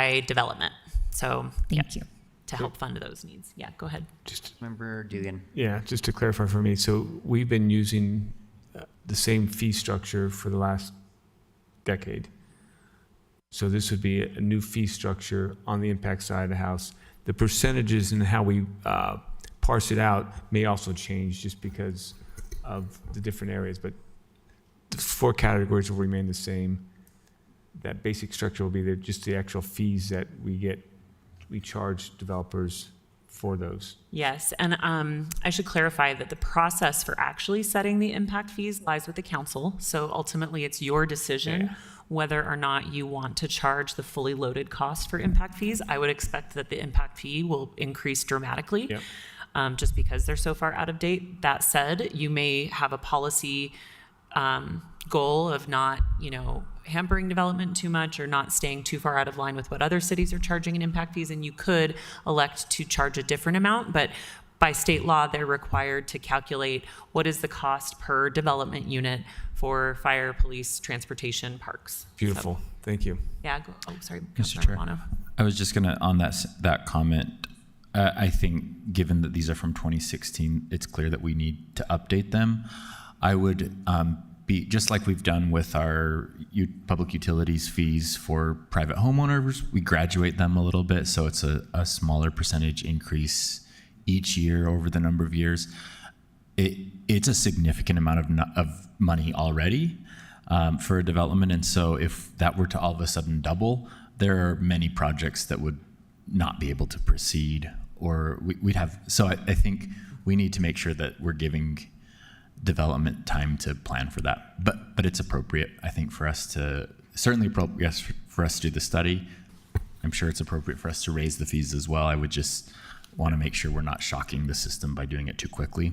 And I am interested in our fees compared to other cities in the area.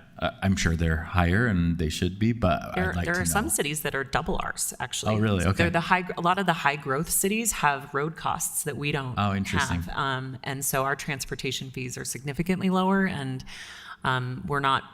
we don't have a ton of parks to build, whereas other high growth cities do.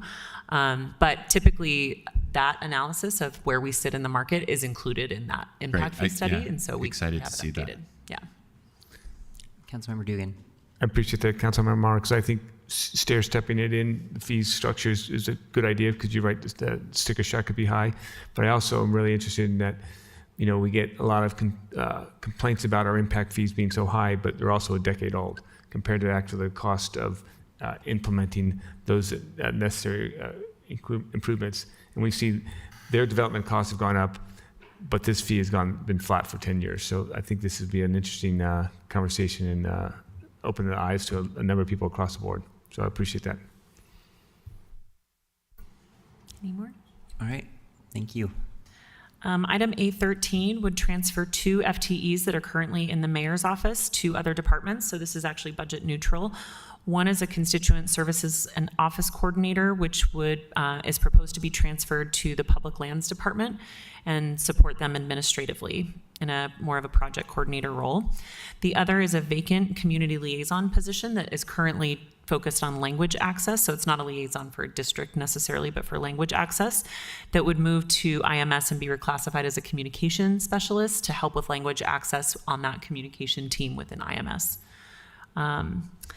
So does the council have any questions on either of those? Awesome, thanks. Oh, go ahead. Oh, Councilmember, wait. Sorry, I was just thinking about it. I love the support to public lands, so it makes sense. The needs on the IMS side, on the communications, I would like to dig a little bit on that. Last budget, the administration was asking for several positions related to social media, communications type positions that we were sort of struggling on, just looking at the overall situation of the city, not because we didn't think that there was value there, but we had a lot of questions about that. I want to make sure that this is not trying to fund a position that we may not felt like funding, not too long ago. But beyond that, maybe there is, if the administration is doing that because they feel like that there is a dire need. I would love to know clearly what that is, and happy to support it if that's the case. But that is, again, the fact that it is budget neutral doesn't necessarily make me say yes that quickly, right? So I would love that clarification. And Mr. Chair, Director Bentley with IMS is here if you wanted him to come to the table and address some of those questions. Thanks.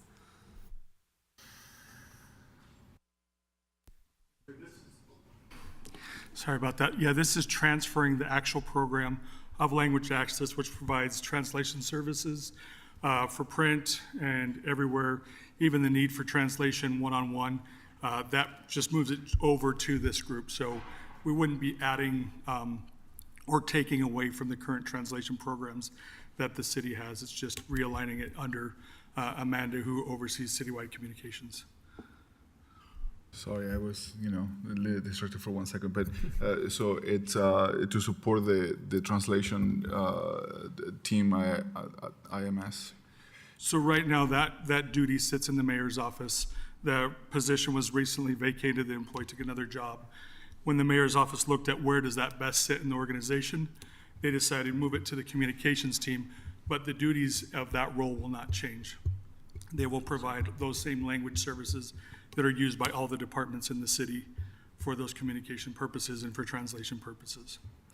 So yes, that's amazing. I love that. And don't we have also a contract with a third party that helps all of the departments with translation services? We have several different contracts. For 911 has contracts, but this is the general services that are provided. And we do have contracts where for certain circumstances, but Chris, who had this position before, he was doing a lot of that work and helping in those areas, and that's what we would continue doing. Okay. So thank you. Okay. Moving on, the next item is actually following up from the council's discussion in December. You indicated to the administration that you didn't necessarily want to wait to do public outreach on ranked choice voting.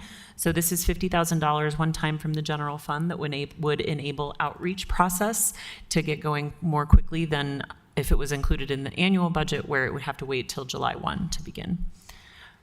And the council basically supported this in the December discussion, so this is just the budget follow-up from that. The next item is additional funding for security guards around City Hall and the Civic Campus, Washington Square Library Public Safety Building.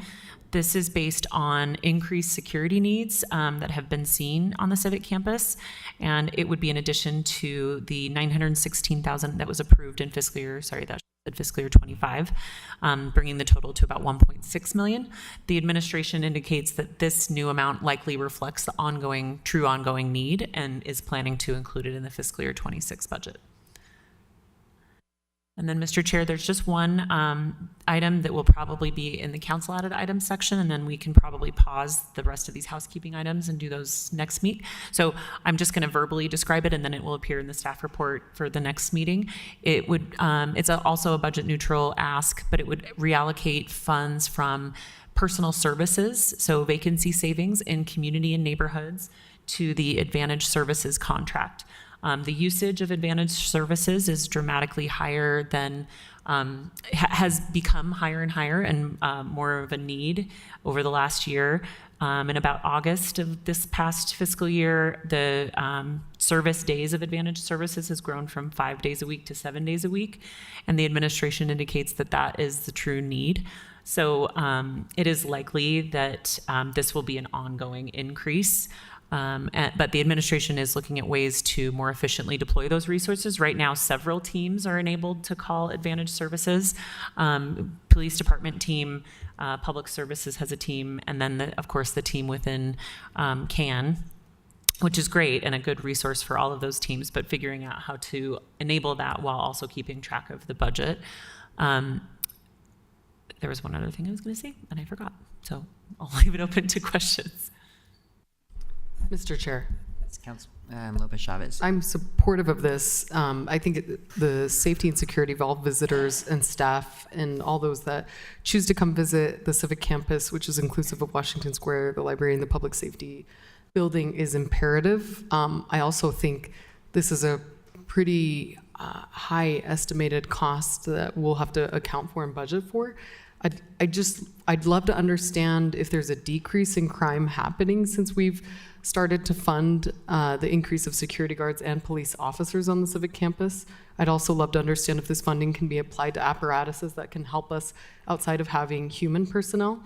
Oftentimes our security guards are rotating and can't be in every position possible, and so I'd love to understand how that might overlap with some of the concerns as well that the main library has faced and that their union members have brought to us in recent affairs, contributing to their own concerns related to misuse or misguidance. I'd just love to understand if there's any citations being given, if there's removal of individuals, what are the types of crimes happening in the Civic Campus. It seems like a growing issue in the summertime months when we see spur of usage of these services and facilities. And I'd love to understand just what is crime and what's the need of social services there that we might not have an operation for currently. I believe the library funded one social worker currently, and I'd love to understand, is it crimes? Are these the need for services? Are these a mix of both, and what that might look like, so we can hopefully decrease this in the future? I just think this number is gargantuan and really costly for security when we may or may not be removing individuals that are causing unlawful crimes that are occurring on the civic campus. We can follow up with the administration and get some more information. Mm-hmm. Councilmember Lee. I'm certainly this is an important aspect of since I joined the council, and probably shortly before too, we made significant strides in the last few years to secure this building with protection on many things around the building to make sure that the employees and the visitors feel safe. We created a position, for the direction of the mayor and the administration to focus on the safety of the building and the civic campus. So I'm generally supportive, because if we don't do all the other pieces, then the people that we assign and the very talented people don't have the tools to implement. I was hoping for maybe, and this might be confidential because of the security reasons of the discussion, but I would love to see an overall plan of the safety and the security of the civic campus in general, and a vision, at least for us, to understand what the budget implications coming along beyond this one-time money and the 700 ongoing, so we can ensure that this whole area is safe for everyone. And interested in some of the metrics that we're tracking. I know that, like you mentioned, Councilmember, the library funds their own, and they are tracking the stats, which is very, very awesome. I wonder if we are tracking our stats as well from our side. So I'm very curious about that too. So thank you for bringing that about. And can I ask a clarifying question? Yeah, go ahead. Thank you, Chair. With these, with the increase of security guards, are these also security guards accounted for when there's festival events or any other events happening on the civic campus? I think of like the Twilight concerts that took place here last year, or anytime there's a festival. My understanding is a lot of those festivals provide their own security. So this item in the budget amendment is for the baseline year-round, and it's 24/7. It's not subsidizing those events or an additional charge to those special events on these grounds. Okay. Anything else? I think we can just do the rest of it next meeting. Great. Thanks. Thank you. Thanks, administration. All right. Time for another exciting installment of one-year funding allocation plan for community development block grants and other federal grants.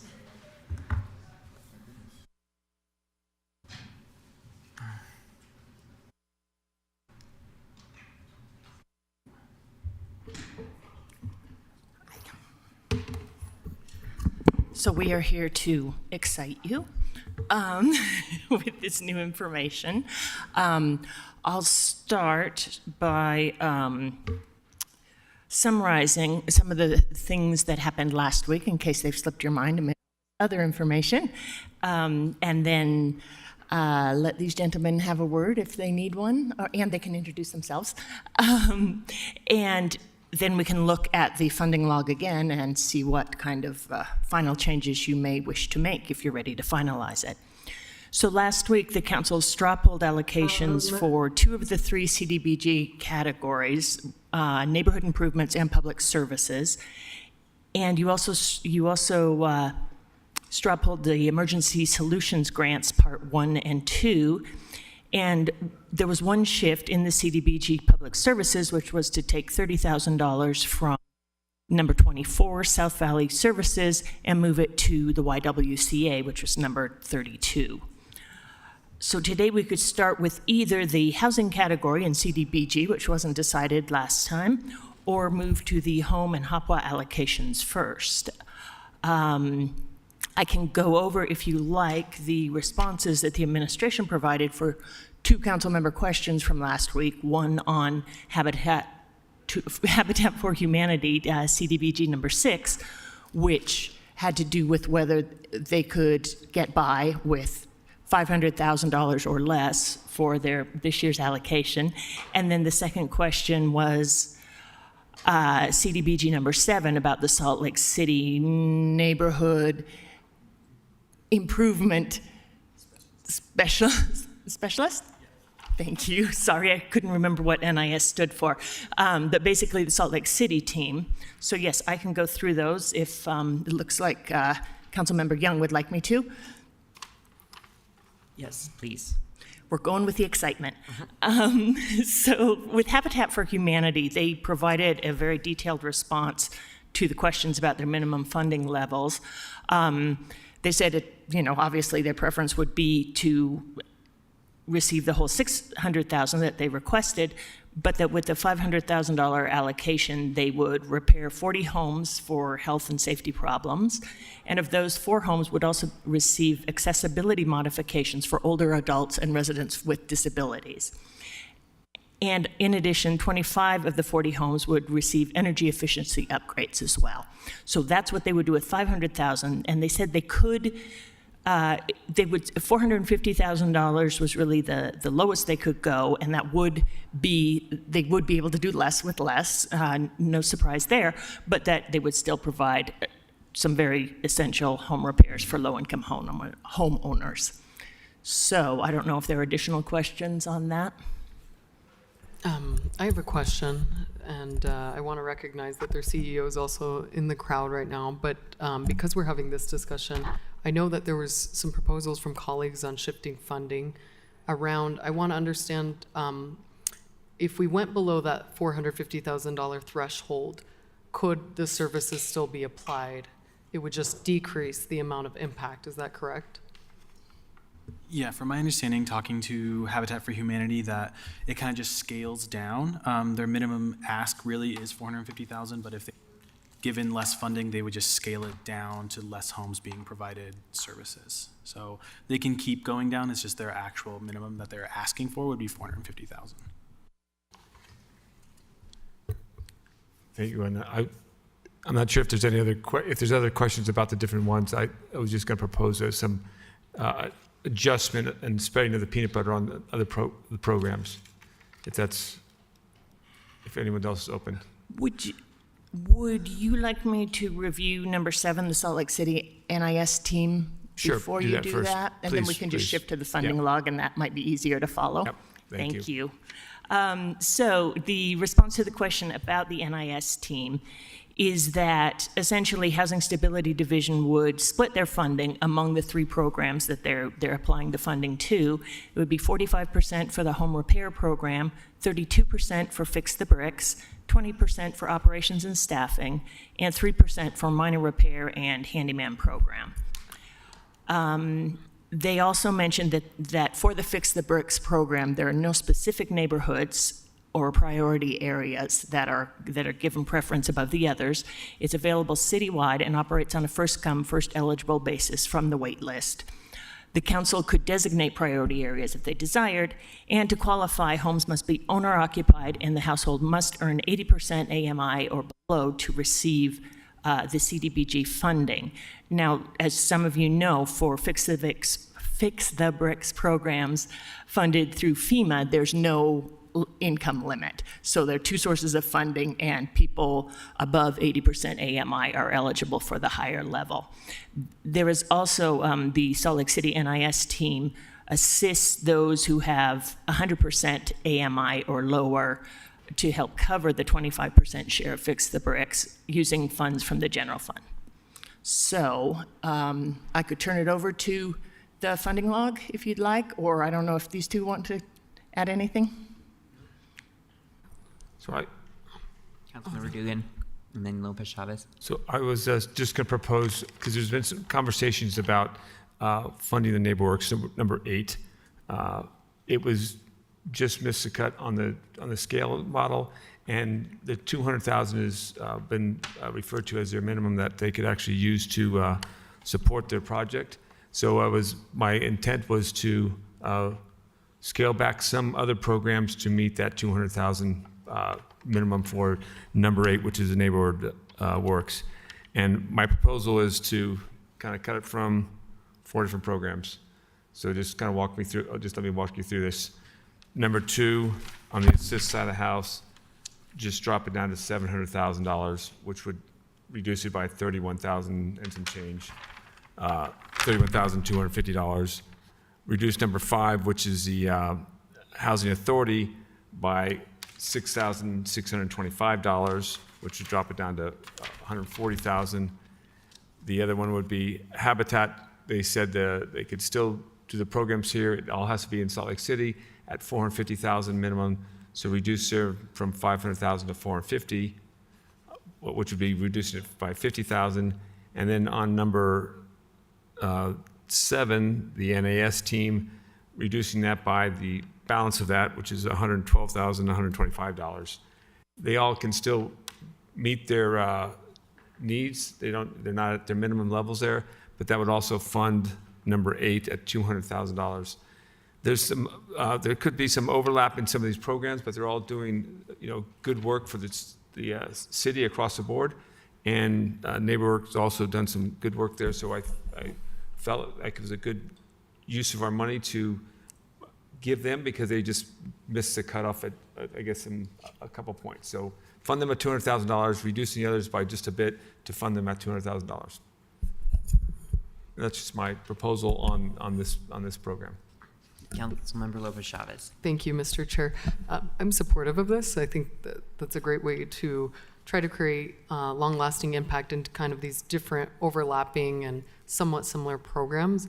The only request I would have is on some of these programs, especially the newer ones, that we get some reporting in terms of impact. And I'd love to understand if there's any complaints or concerns remaining once the application of these programs is executed. I'm really concerned that some of these organizations, although they have longevity, are not equating that high quality work or standardization that we're looking for in our city. And so as we have these discussions in terms of what is the future funding mechanisms that CBDG will provide, I think we know as a cohort that we need to become more stricter and better at communicating that the qualifications will become more and more stringent. And so I'd just love to understand, especially this year in this funding cycle, what has the highest impact, and to make sure that we are also understanding why the CBDG board or why the mayor's office recommended them, so we can ultimately make a decisive and more scientific and data-backed decision. Thank you. We do require quarterly reports for all these programs. So after this year, in the next funding year, if you guys would like, we can provide the reports for those programs if you'd like. They're required from HUD. If you guys would like to see those. Do you require complaints from the residents that are taking part of these programs? Do you report on that? We, in our applications, require that if we do monitoring or if we do reporting for these programs, that they send us any complaints that they get. We haven't received any in the last year for any of these programs, but we do require that they turn them in if they do receive any complaints. Yeah, I do want to recognize, right, I've been a volunteer for a lot of these organizations for many, many years throughout my childhood and well into adulthood. There is a barrier to complaint-based systems, so oftentimes we hear it because we're the municipal officials that are closest to the people, but it might not come in through the silos or the barriers into these programs. So I've heard concerns, and I have concerns, and I've shared them on the record. And until those are overcome, I certainly in the future would not be privy to funding some of these organizations. Mr. Chair? Yes. I support the amendment. I think good job, Councilmember Dugan, in finding those little pieces here and there without significantly affecting those organizations, and at the same time supporting an organization that does an impressive work in our community like NeighborWorks. So thank you for that. I would like to, if you allow me, Mr. Chair, to throw the idea of an intent that I mentioned last meeting that I didn't verbalize because we were caught up on moving money around that wasn't working out at that moment. But it seems to me that we have some programs here that we do as a city, and some programs that multiple organizations do, and there is overlap between some of the programs that we run and some of the programs that some nonprofits run. I would like to know more about these overlaps, and again, it may be that we are doing it better than some of the organizations out there, and vice versa. It may be that some of them do it better. And I would like to know more about that through the year. So I would like to get to the bottom of this overlap. Are we competing with them, right? Like, are we taking some of the space that they could succeed better? Maybe they have found efficiencies, and vice versa. Maybe we found the efficiencies and they have not. So I don't know how to structure this, but I would really like to dig into every time that there is an overlap on services and CBDG, to start there, between nonprofits and what we do. I would like to know the competitive advantages for each of the sites, if that makes sense. So that's an intent that I would like to throw there for all of you to see what you think. Councilmember Young.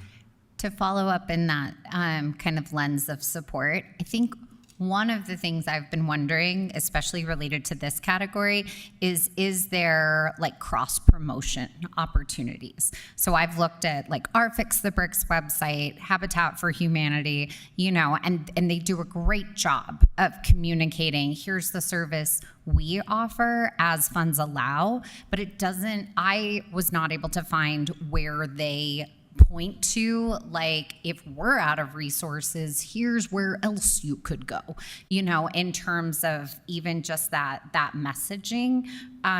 Everyone's going to have a different touch point and a different organization that they're familiar with for various reasons.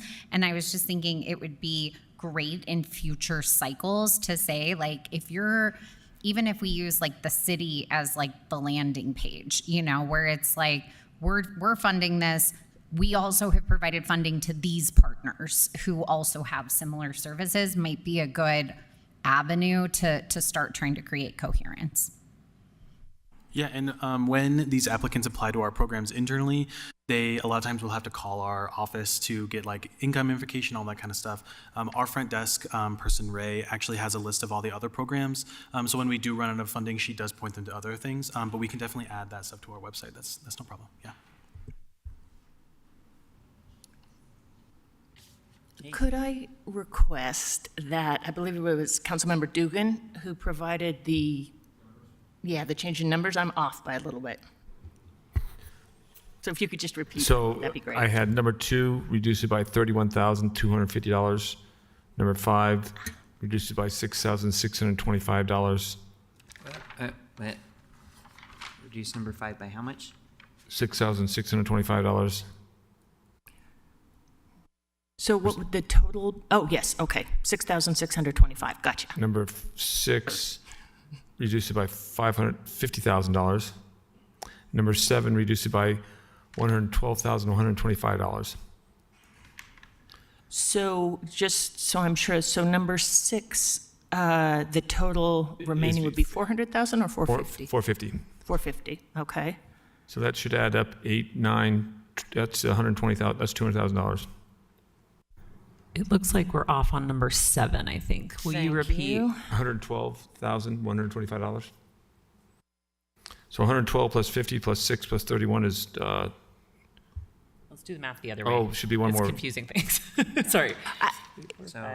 Right, if I knew how much you intended to leave for the NIS team? 200,000. 200. So 31 plus 6 plus 50 plus 112 is 119 plus the other one is 1,000. So There's no way I... Do not ever teach a math class, Mr. Councilmember Dugan.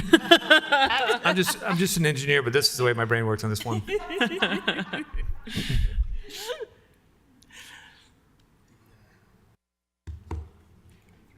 Sorry, for which one? For the NIS would be 833,256. Okay, that sounds better. 833, 256. I'm still off by 10,000. Sorry to involve you all in my.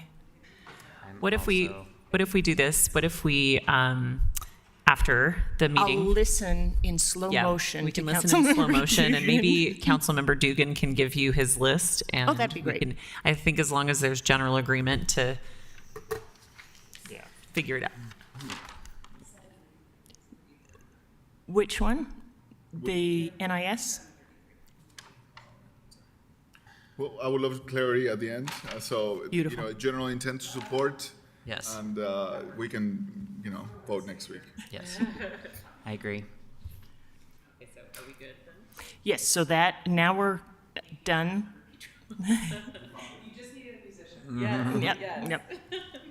So, we could move on to the Home Investment Partnerships Program, which is the green section. If, to review if you have any proposed changes in that section.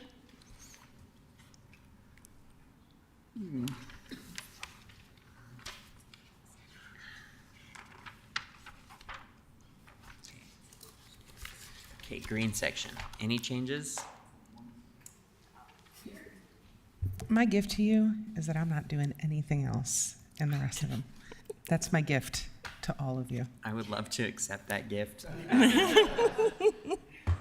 I will, though, by next year persuade you how inherently flawed our granting process is. No matter how well intended anyone is, we can't overcome the bias. I agree. I concede. I just don't want to replace you used a different term last time that wasn't bias.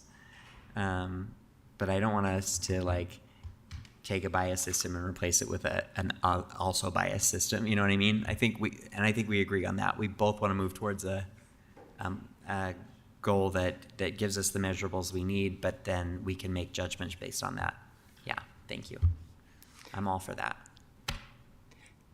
So on to housing opportunities for persons with AIDS. I didn't see any comments from anyone else, so yes. Okay, this is the rust-colored section. And there are only 2 applications here, and the amount of requested funds actually is less than the total available from the federal government. So the administration's recommendation and the CDCP boards was to offer both organizations additional funds so that all of those federal funds are used up. And I think either of these 2 gentlemen could explain further if you have questions on it. Okay, wait, the rust-colored section? And that is the last section. Like the last section, so like the very We're calling this rust? On my screen it is. Okay, this one? Nope, okay. Yeah, that's not rust, come on. It's printed weird. Yes. That might be it. It's yellow on Yeah. this print. How strange. It's I don't know what kind of rust you're having, but Rust up there. Ah, so it is. Running out of it. I know, yeah. I think they were low on sepia tone. Okay. I don't have any changes. Mr. Chair? Yes. I don't have any changes either. And this is a general thought to not only this organization, to all of them through the CVDG process. And while the federal government is going through their own, whatever you call that process, they and the fear of not having more CVDG or changes in the CVDG calculations or whatever. I would like to know from all of these organizations in this year and in previous years, if they have been funded at least in last year, what will be the impact to their communities and the communities that they serve, so we can start documenting, clearly, a summary of the positive impact the CVDG has done. I know the CVDG last year we celebrated a milestone on the program, And I would like to rehash that and freshen it up, and we really need to make some noise about the importance of this program. So I would love to highlight that a little more often than not right now. So obviously a little concerned about even the mentioning that these funds may not be available in the future. Yeah, thank you. We have one more question from Councilmember Lopez Chavez on the first section again. So if you want to flip back to that. Thank you. We did have this discussion last Tuesday, but I just want to bring up again, I have a proposal for my colleagues. If you turn your attention to line 25, that's the Wasatch Community Gardens. We brought this in discussion again. I know that their team is planning on writing in and coming in today, but I just wanted to, again, share some more information that I gathered in regards to Wasatch Community Gardens. One, they are the primary food supplier in the city right now in terms of garden capacity and urban gardening. So their 4 pillars being related to land preservation, education, gardening, supply, and distribution. So the Green Team, again, is this program where they take formerly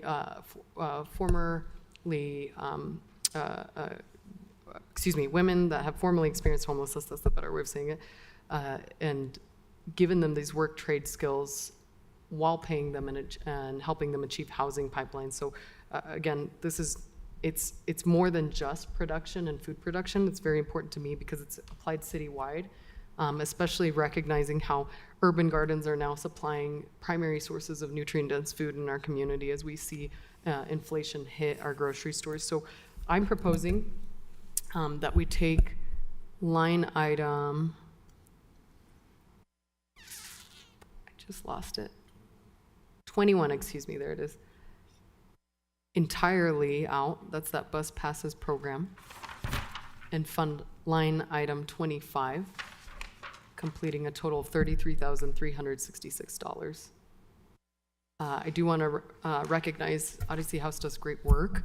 It's interesting to consider that these bus passes are coming up in conversation again when it's, I think there's ample opportunity for them and their board to look and work with, again, UTA to come up with those bus passes. This isn't easy, but I also want to recognize we are funding in multiple iterations of CBDG Odyssey House on line 19, the treatment center program, and in other ways. So that's my proposal. I feel I would love to hear those considerations, but I am asking for my colleagues for support. I'm supportive. It is not preferable. It is a hard thing to do, to take completely from one to give completely to another. But as I look, the other organization has received several layers of funding for several other functions. And when we're talking about the urgency of a place to live, job rehabilitation, and direct intervention versus bus passes, for me, I can see an urgency there that I would be willing to support this. It is not desirable, it is not preferable, it does not indicate that the other request isn't worthy, but I would be in support of this. I appreciate the Can you just tell me how many, so the bus passes are like $900, right? I'm not sure off the top of my head, but it's around there, yeah. So There are also, I just want to state this, and I know Councilmember Dugan had a comment. Odyssey House's programs are located in many places in the city, but primarily in District 4 in the free zone. So I also just want to state this doesn't leave their clientele without the means of public transportation. well, yeah, as long as their place of business is also in the free zone or where they work, right? oh, excuse me. So 37 bus passes roughly. Okay, Councilmember Dugan. Thank you, and thank you, Councilmember Lopez Chavez. I appreciate this. This is, again, I agree this is not an easy call, and I think the idea that Odyssey House is nothing against them. They do incredible work. But I also look at the community garden, how they've really expanded and done some incredible work over the 5 years I've been on the council in not just their gardening and that portion of it, but also the education and the training and the access to giving some very down and out women an opportunity to find a skill, get some confidence in themselves, get to housing, and move on. And that part of it is a wonderful idea. And then you add on to it how much food that they are able to distribute from their community gardens, buy locally, grow locally, and show people how that is done, and take that also expands across the city and in areas that we need those food sources because we're so without it. So I really appreciate the garden's ability to transform a lot of different areas and to also kind of adjust when they needed to. When their one garden got moved out, they were able to adjust and then provide fooding and jobs for these women. So I really do appreciate the idea. It's hard, but I think I would go with that transition.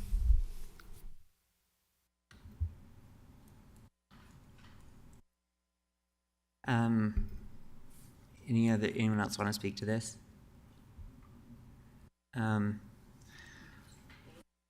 You do? Yeah, go ahead, Councilmember Bui. Obviously, and like we said last week, there's now a competition here on who does, is it food, is it transportation? I mean, they're all amazing programs and they're all impactful and their own way. So I don't want us to confuse, here that, one program is more important than the other one. It boils down to me, which it will be fun for some of the following conversations, but with the city, and this is federal money that we're sort of in charge of distributing, right? And we're lucky to have this opportunity.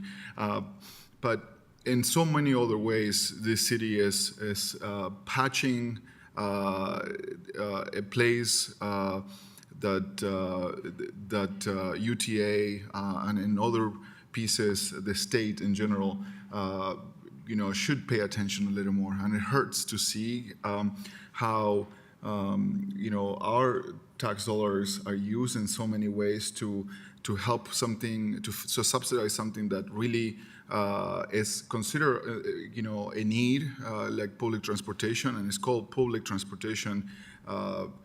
I don't know why we use that term in the state of Utah, really, because it is private transportation that we are subsidizing with our tax dollars from the city, from the state, from the fares, and we are really, moving money around to make whole the organization that it is a very important organization, and they do a great job. I really have.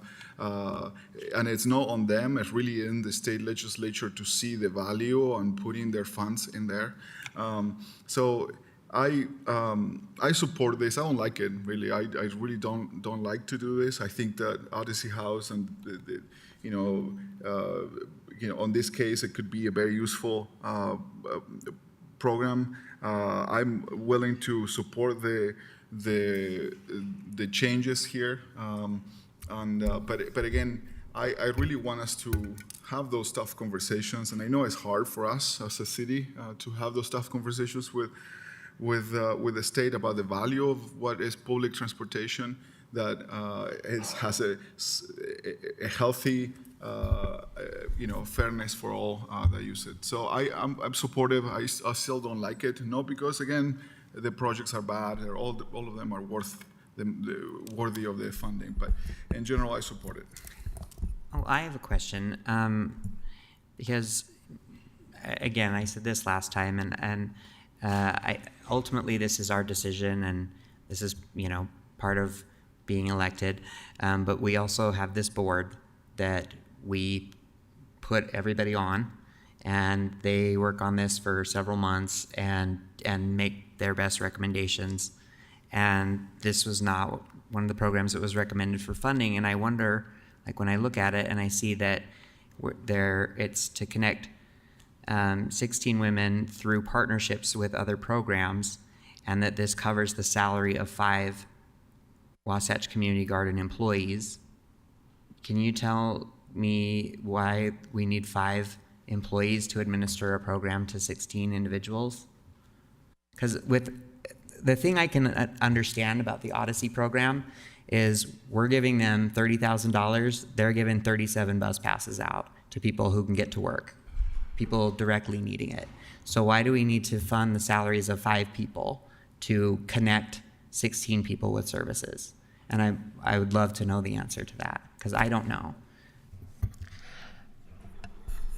I think that's a question that we can ask Wasatch Are you Community talking about a Garden. value judgment from us, or are you talking about programmatically?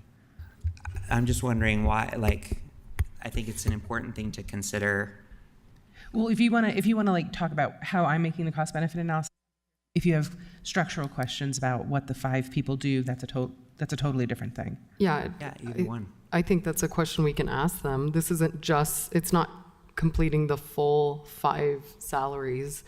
It's not a gap for that. It's in here, what it describes is very much the operations, administrative support, materials, transportation, et cetera, to then service the 16 individuals that are receiving job training and housing, to then equate to producing food for 1,000 low-income individuals. So it's the food. When I spoke with the organization, the funding is to overcome the gap to creating food supply for 1,000 low-income individuals versus 37 bus passes. Right, but we're also giving the Food Justice Coalition to fund food that normally we don't give that amount of money. So I feel like we're giving a good amount of money towards food as well. But I just want to know, in terms of resources, we're taking away those bus passes, what are we funding with it? And we can ask them that. I mean, we can ask them. I'd like to propose a straw poll today. I'd like to propose a straw poll to, again, reflect that line item 21, the allocated amount of $33,366 be applied to line item 25 for the full amount and funding of the Green Team program for the allotted amount of $33,366. Let me add some discussion to that. While I support the amendment, there are some good questions that I would like answered, so I will not be voting for it until we got that answer. We have another week.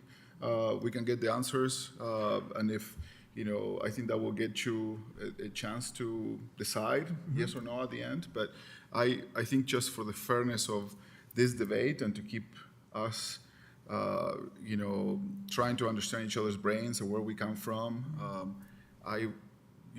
just to, give you ahead of the vote, I will not support it just because I think those are fair questions that I would like to get to the bottom.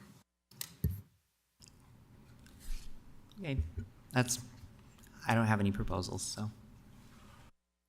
So do you want to go forward with your straw poll? No, that's fine. I had just spoken with Jen, and so I think based off of the conversations, if we can wait, that's absolutely fine, and we can get more kind of accredited information to understand that. Mr. Chair, this is not, there isn't a discussion scheduled for the next council meeting. Would you like to add that? Yes, please. Okay. Yeah.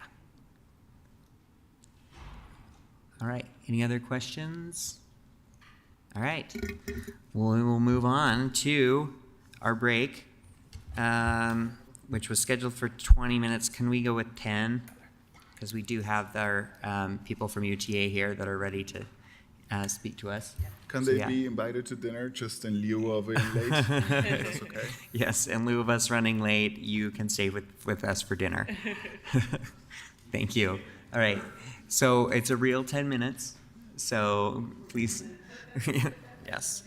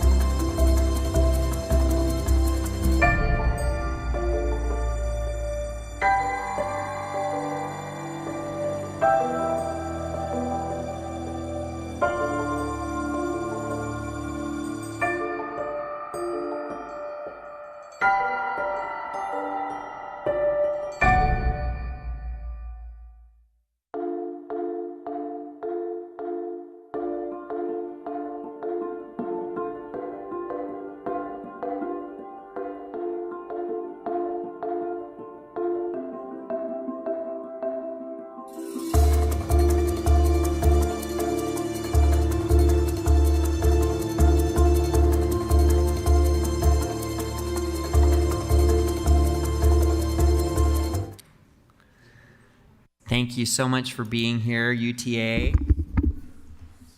We have Carlton Christensen, the UTA Board Chair, and I'm sorry, I don't have your name. Chandler Butler, UTA Government Relations. Okay, great. Thank you, Chandler. Well, thank you both for being here. We're excited to hear from you. So please let us, let's get started. Okay. Well, thank you, Mr. Chair, and to members of the council. It's a pleasure to be with you. I would just point out, Chandler was a recent position that we added to our government affairs staff. Ironically, we haven't had a local government focus, and Chandler came from Senator Romney's office, and we're delighted to have him. We're seeing the value of his participation, so consider him a resource if you have questions, and he can channel those answers back to you.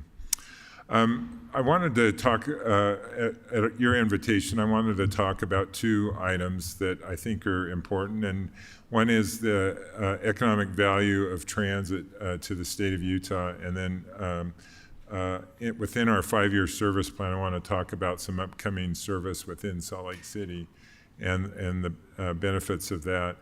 If I could go to the next slide. And let's go to the slide next. About 3 years ago, or 2.5 years ago, we did a strategic plan at UTA, and I had learned from my city council experience that if they're thick documents, people never use them.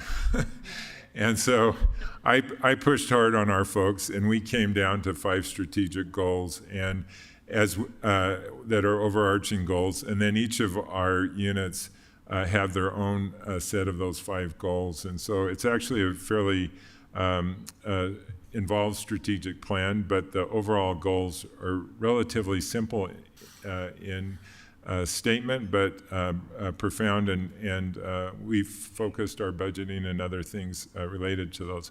One of them was being able to demonstrate, and in particular to the non-rider, the economic value of investment in transit, not only within the 6-county service area of Salt Lake, of the Utah Transit Authority, but for the state of Utah as a whole. And to have communities across the region and state recognize that economic value and the return on investment that is provided by UTA. If I could go to the next slide.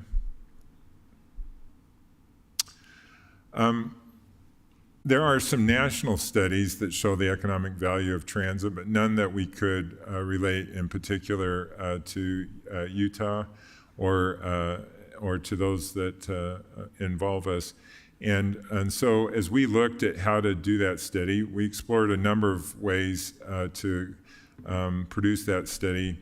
And we made a decision to, we have a joint study partnership with UDOT, the 2 MPOs in our service area, Mountain Lands Association of Government and the Wasatch Front Regional Council, and then also working with the GOPB as well as the Kim C. Gardner Institute, and decided to extend a contract funded by UTA, but done through our study partnership, to do and have a firm known as Metro Analytics do the economic study. They do this work as part of the Unified Transportation Plan, and that plan is updated about every 4 years as part of the Regional Transportation Plan. And there was always an economic component to it, but nothing that had dealt to the detail that it did from this particular study. Next slide, please. Let's see, can we go? Yeah, there we go. And one of the outcomes that even our consultant was surprised at, having done the Unified Economic Study for the last decade and a half, is that they didn't realize the true economic value to the state for roads would not have been as high as it was without having a transit component to it. This was a pretty big eye-opener, and in fact, when we came back with this information, a number of folks wanted it validated, and so through the Kim C. Gardner Institute and the Governor's Office of Planning and Budget, we went back and reevaluated the outcomes to confirm the outcome. Next slide, please. Nationally, the general figure is that for every dollar, it generates about a $5 economic return. And for the state of Utah, for every dollar invested in the Utah Transit Authority, there's a $5.11 economic return to the state of Utah. And so what we found from a previous study that was pitting transit against roads, and I just would caveat that most of our system, buses run on roads, so it's not a either or, but if you think through your own budget process, if I were to ask you what's the cost of roads, you would have to do a fairly extensive, it's not just the maintenance of roads. If you think of your stormwater fees and snow removal fees, even your street lighting fees, a lot of those are costs that you would probably not incur if you didn't have a road. Nobody can really give us that figure, but in transit, they can generally look at UTA's income statement and come up with the cost of transit. And so it's really never been a very fair comparison. And really, as you look at it, it needs to be a complete system anyway, but there is this value. Next slide, please. And what this study came to the conclusion of is that annually, there's $9.6 billion generated in goods and services, due in large part to time and mileage savings. One of the biggest concerns from legislative leaders in conversations that I've had with them is that if our freeways get more and more congested, then the ability to move freight and goods and other things become more and more problematic. Also, just in the general movement of individuals. And so the availability of freeing up what is soon becoming a limited resource in freeway capacity has a significant economic return. And then that economic return, $377 million is generated on an annual basis in tax revenue for the city, and of course the $5.11 return on investment. Next slide, please. UTA itself has about 2,900 employees, but 79,000 jobs, both directly and indirectly, come from that investment in transit. And I would just point out that because of transit, about 24,000 individuals access jobs and who would not be able to access those jobs with transit. And in a recent study for UTA, more than half of our users have no driver's license. Now, some of that is thanks to you and to your past partners with students, but anybody who has an 18-year-old who's still trying to get him to get a driver's license, that age is going up compared to old guys like myself who were there on their 16th birthday to get their driver's license. And then 31,500 more jobs are created through earnings and spending. And then just would note that, and then additional 10,000 jobs are created from transportation savings within that overall economic environment. Next slide, please. What the study also came to the determination, and this was interestingly, we were hoping to be able to demonstrate to the non-user, but the non-user benefits the most from transit because you've reduced congestion on the road, they benefit from it. If they are working to employ individuals, the pool from which they can draw from, and especially in a low employment environment, is much more available because of transit. And then the other fewer car expenses, and then less tax dollars to repair roads, quicker travel times, and then less stress. and as well as the obvious of cleaner air. Next slide, please. One of the efficiency savings, so there was a question, well, if we didn't invest on transit, what would be the return to the, it's not like this money didn't exist in the economy. And so what the study proved is that, does it in fact actually generate new economic value? And it does, to the tune of $717 million annually, combined households and business travel efficiency savings, as well as a number of other factors that in time and fuel costs that allow more discretionary spending, and some would argue more essential spending on basic life-sustaining kinds of things. Next slide, please.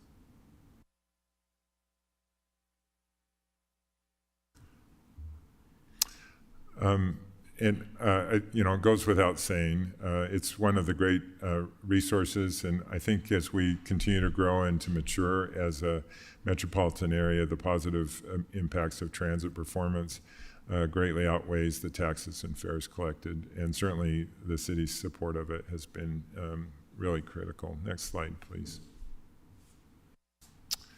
I just also, when I was at Salt Lake County, we did an economic analysis by a group out of North Carolina that showed in a 3D modeling the property tax value of Salt Lake County. And as you follow that 3D imaging, clearly the downtown area, and I think this comes as no surprise to you, it is astronomical in comparison to a per square foot basis. Certainly, one of the aspects of that study was the return of property tax, for example, to the governmental entity over, say, sales tax in comparison to a per square foot basis.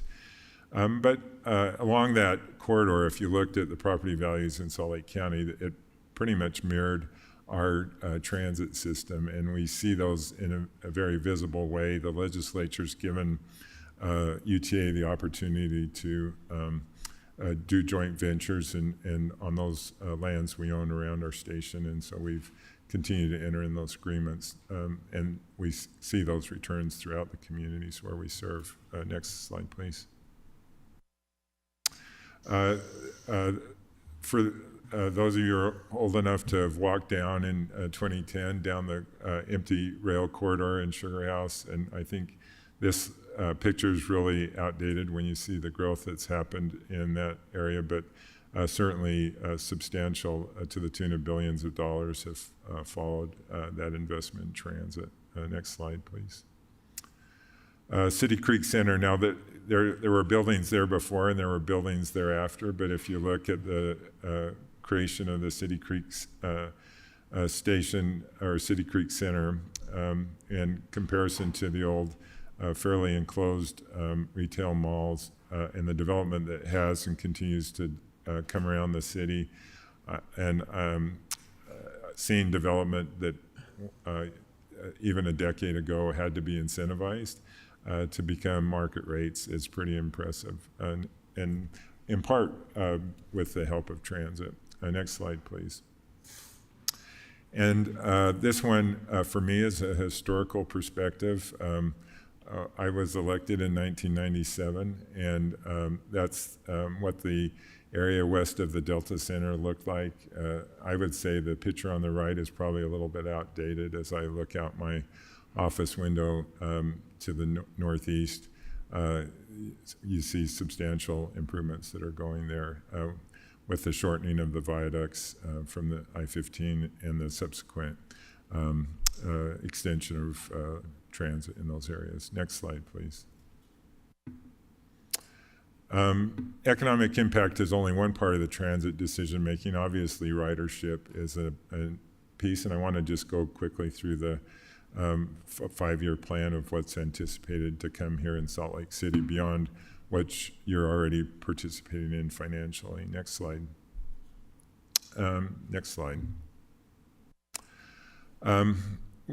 2024 has been a strong year for transit investment. We kicked off a bus rapid transit system through the Mid-Valley Express that goes from our Murray Central Station through the Salt Lake Community College in Taylorsville and then on to West Valley to the Fairborn Station. We, for the first time in UTA's history, interestingly enough, we have a 10-year capital plan that we'll be revising every year, a 5-year service plan that adds 9 million service miles, and 9 million service miles extends to a lot of additional buses, a lot of additional drivers, and obviously the cost to maintain those. And then we hit a significant ridership milestone. Post-pandemic, most commuters' systems like light rail or Frontrunner were severely hit because in many cases, office users and others didn't continue their commute, or they changed it to a 3-day-a-week. And in some places in much larger metropolitan areas, ridership on those commuter systems are still only around 50%. This last year, UTA at peak time hit a 80% ridership peak level on our Frontrunner system that enabled us to be eligible for a capital investment grant through the Federal Transit Administration, which we're working with UDOT to currently obtain. But it's more substantial in the sense that our commuter system, for all intents and purposes, has come back to its pre-pandemic levels, or nearly come back. We did enter into an agreement for the purchase up to 80 light rail vehicles. 40 of those were the original light rail vehicles that came in the system. They're approaching 25 years, and by the time these vehicles are constructed, they'll have hit pretty much their end of their useful life. Stadler obviously is a Salt Lake City-based rail manufacturer, and this is their first light rail vehicle manufacturing here in the United States. We also, just to give you a sense, refinanced $432 million in Build America bonds. Build America bonds were used in the around 2010 timeframe and were an instrumental piece, but they were taxable bonds offset by a federal offset. And you couldn't really refinance them. They were structured in a way that you had to have some kind of extraneous kind of circumstance, and that didn't exist until about 2 years ago when Congress, in one of their cost-cutting ways, cut the subsidy. For UTA, that was about $130 million exposure, but that triggered some provisions that allowed us to refinance those bonds. Since I came to UTA about 6.5 years ago, we've refinanced about $1.5 billion of our debt. That's a challenge for us. About 21% of our revenue goes to debt issuance. When I was in your seats, there was always an anticipation that the transit tax would get up to a full cent. It never really did, but we built out the 2030 system in 2013, mostly with debt.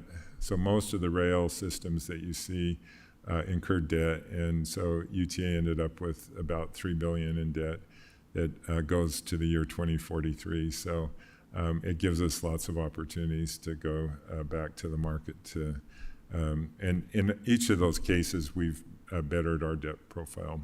Next slide, please. Let me go to the next slide. Thank you, and I'll try to hurry this up a little bit. 54 is not a Salt Lake City route, but the 205 is. And for those of you familiar with the work done in Rose Park, the 205 goes down 6 North and then goes past West High School. In the pandemic, we had to cut it back to 30-minute service. It could easily handle 15-minute service, and if you drive that any time in the morning, almost every stop has 5 to 7 people waiting at it. And so we're anxious to get that back to 15-minute service next. Oh, and then one thing I'll point out, you don't need to go back, but when it says shifts, that's the additional those are the number of new employees that we have to hire. The pull-out portion is the number of new buses that we have to add. So when you add that service and you think of a bus being, depending on its propulsion mode, somewhere between $700 and a little over $1 million a bus, and then the employees based on it, just adding bus service is actually a fairly expensive aspect. Not this year, but next year we plan to add the 2A and 2B. That would create 6 to 9 minute frequency.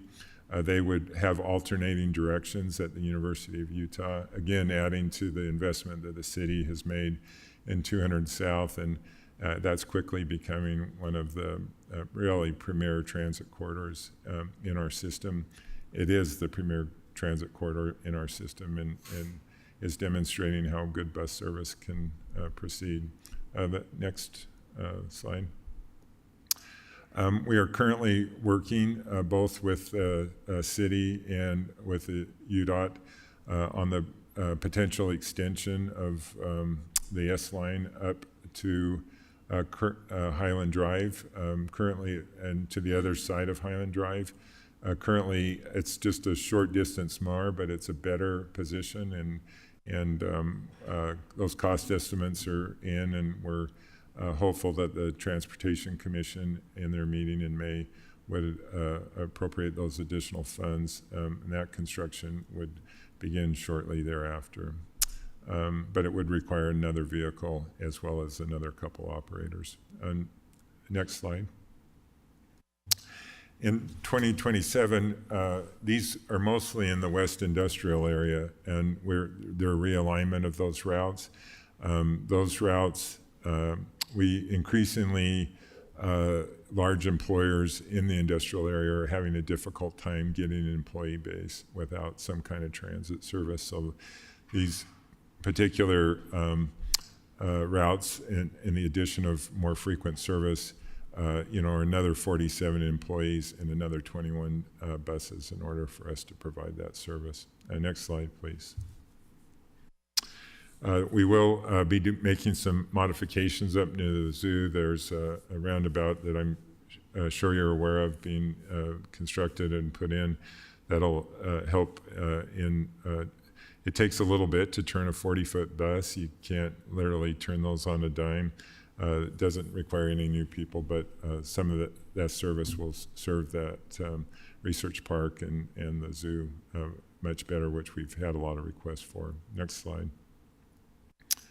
And then in 28, I would just point out the 5600 West Express that goes down to our Red Line station, and it technically goes into Salt Lake City. We're working with UDOT, and it's likely that we may have to go into Salt Lake City because that's what's in the environmental document. This 15-minute service will be important for the airport. A lot of their employees do work in the communities south and southwest of the airport, and access to there will be important. It provides a much needed frequent service on the west side of the valley, and it's actually a critical next step if the Mountain View corridor were to go on to its next phase, which as a general rule the community needs.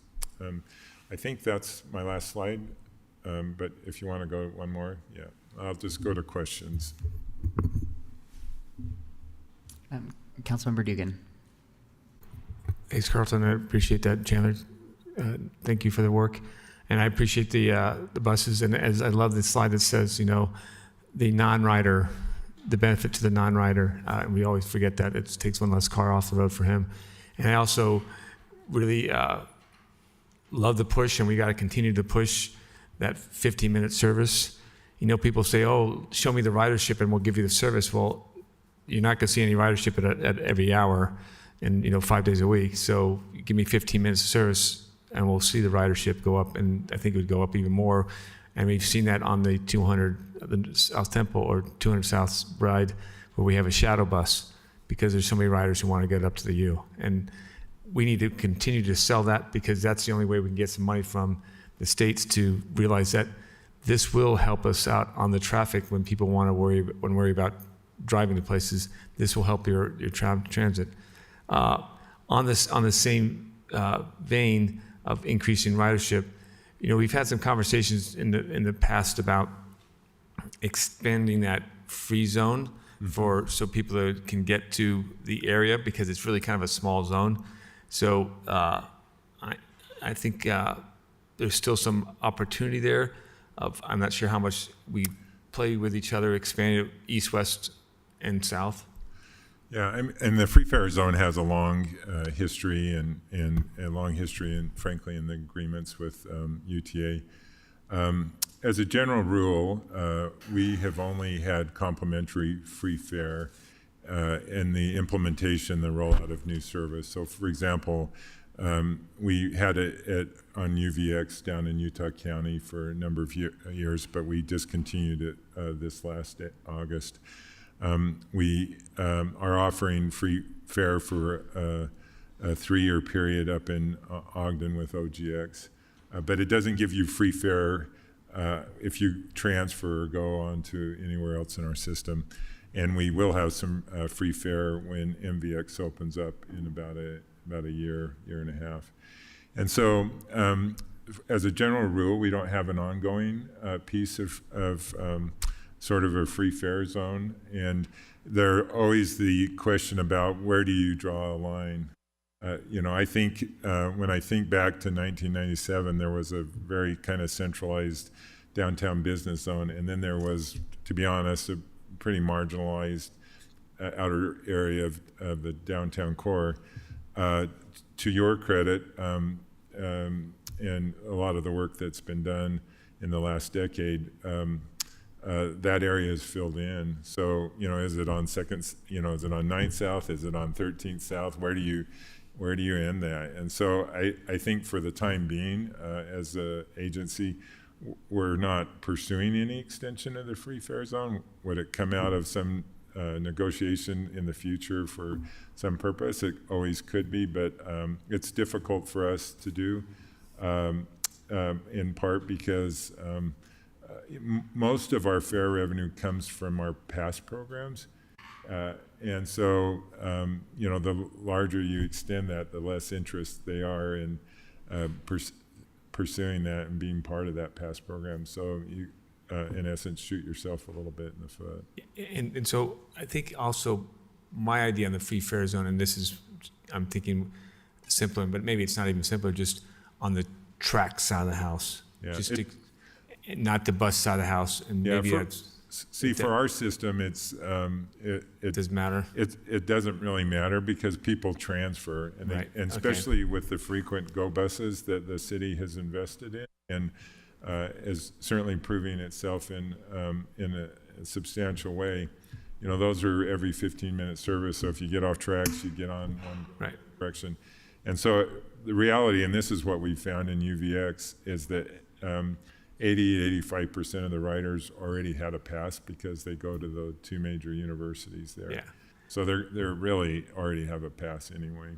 Right. And I still would like to maybe get with the city and the UTA on and how we, at least let's do a little research and thoughts on how we share those costs, and just expanding it, as I just say, simple mind, just one more track stop, and however how that square works.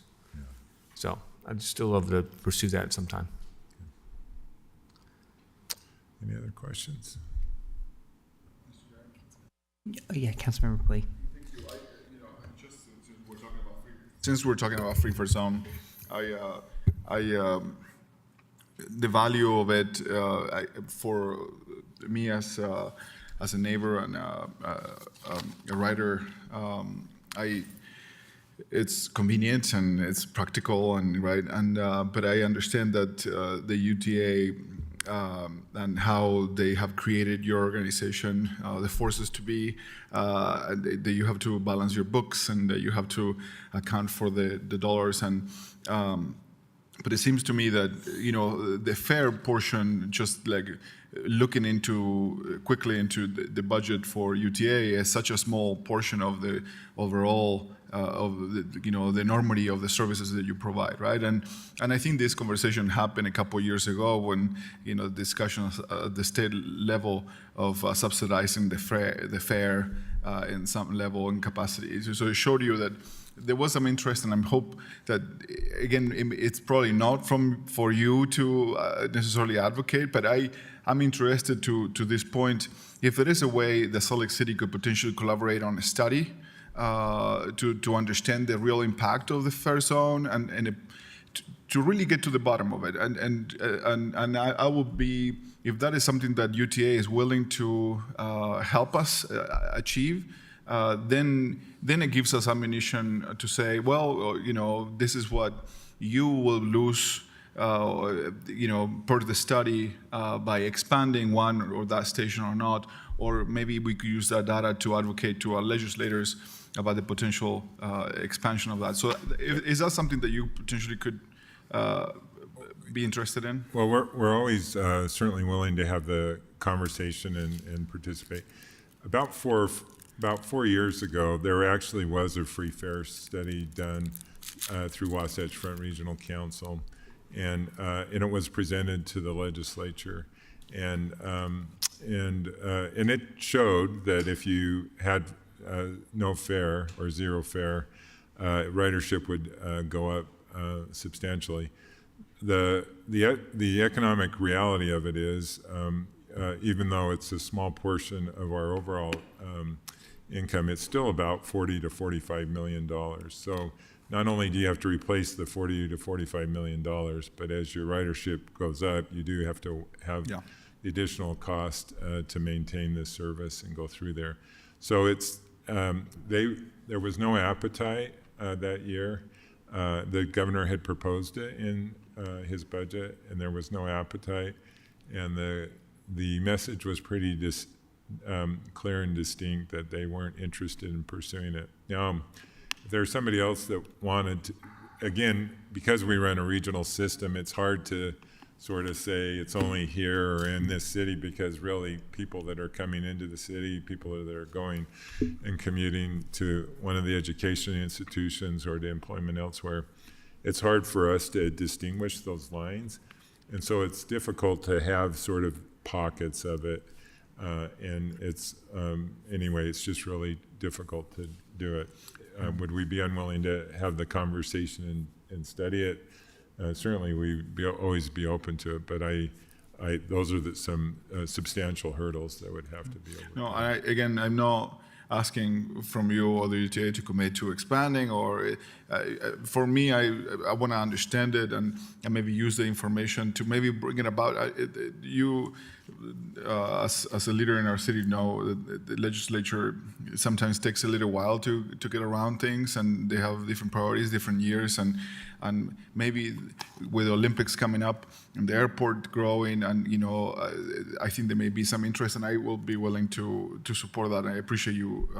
My guess is there will be some interest in sort of periods, to encourage heavy transit use. And we still have some large, and we'll see it this weekend, we still have large institutions like the university, or this weekend with a general conference.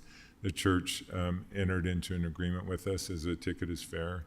And because they know, and frankly, it's easier for us. It would be difficult for us to do fare checking on a game day on football. That makes sense. Or a Garth Brooks, or another concert that they might be having there, or even the Mexico soccer game in June. So we'll have some opportunities like that. And we can get you the copy of this study. I would love that to see how far it went. One last quick question, and I will show you how ignorant about the process on verifying. I know that the UTA has done an incredible job in the last few years on on partnering with different organizations for different purposes, including the partnership that we have with you and the school district for passes, and here this city and Dan Dugan, Councilmember Dugan, advocating for those passes for the school kids in our city, and so there is. I see hope in trying to subsidize, but it's, if you've been in both sides of this aisle right here, and it's moving some dollars from us to moving some dollars to you, and overall, I understand because there are different budgets and the different buckets and they have different rules. But I'm curious about many of the programs that we are trying to help, and not only us, the state and some other ways are trying to help those that need the passes to get to work or services within the city or within somewhere in the system, and we're subsidizing those passes one way or another. And some of those require income verification type of thing. And that reduces the cost. It doesn't eliminate it. I was just wondering if you partner with some other organizations to do that vetting for you. If they do the vetting for you. We do. Actually, I'll take a little bit of credit for this in my first year at UTA, as I pushed our folks into creating the low-income pass program. And I think one that you're familiar with, if the provider does it, it's a 75% discount. But the other one that was implemented a few years after that we recently made the threshold, is that somebody can qualify if they pay on their own at a 50% discount. And that 50% discount is based on 200% of the poverty level. So, for example, I'd have to look at our website, but roughly for a family of 4, it's around $55,000 a year. A lot of people would actually qualify that. They only have to do it once a year, and then it's good for a full year after that. A provider, in some cases, they don't have enough money to buy passes for all their clients, but they'll help them fill out the form. We don't require that, but we make it easier if the provider does it for them. In other cases, the individual could do it on their own. It works through a Fair Pay card, and so it gives them some flexibility in how they consume it. But it's a program that we're trying to encourage. I've felt for a long time, and this is just a philosophical of Carlton J. Christensen, that my neighbor across the street that works for a bank and makes pretty sizable money probably doesn't need a subsidized pass, but the person on the next door house who is struggling probably does need that pass. And in much of our service, maybe not peak time, but much of our service, we do have capacity and our cost is fixed. I mean, whether we're running a bus around, we have generally have capacity in those. And so it's not a lot of incremental additional cost for us, but that lower fare makes that a much more, and it's becoming very popular. And I think, while I wouldn't resist a totally free fare if legislative and others wanted to do it, I think that lower pass option is probably much more obtainable. I would love to share the information on the program with my own newsletter neighbors. So yeah, thank you. John and I were just chatting, and we want to definitely have those conversations and thank you see so much. What works better. And by the way, the city is outstanding.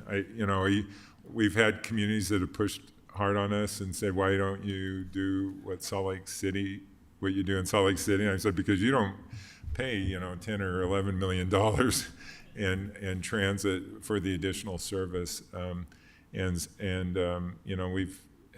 got a few black eyes in that process, but it's credit to you and to your predecessors for their commitment to transit.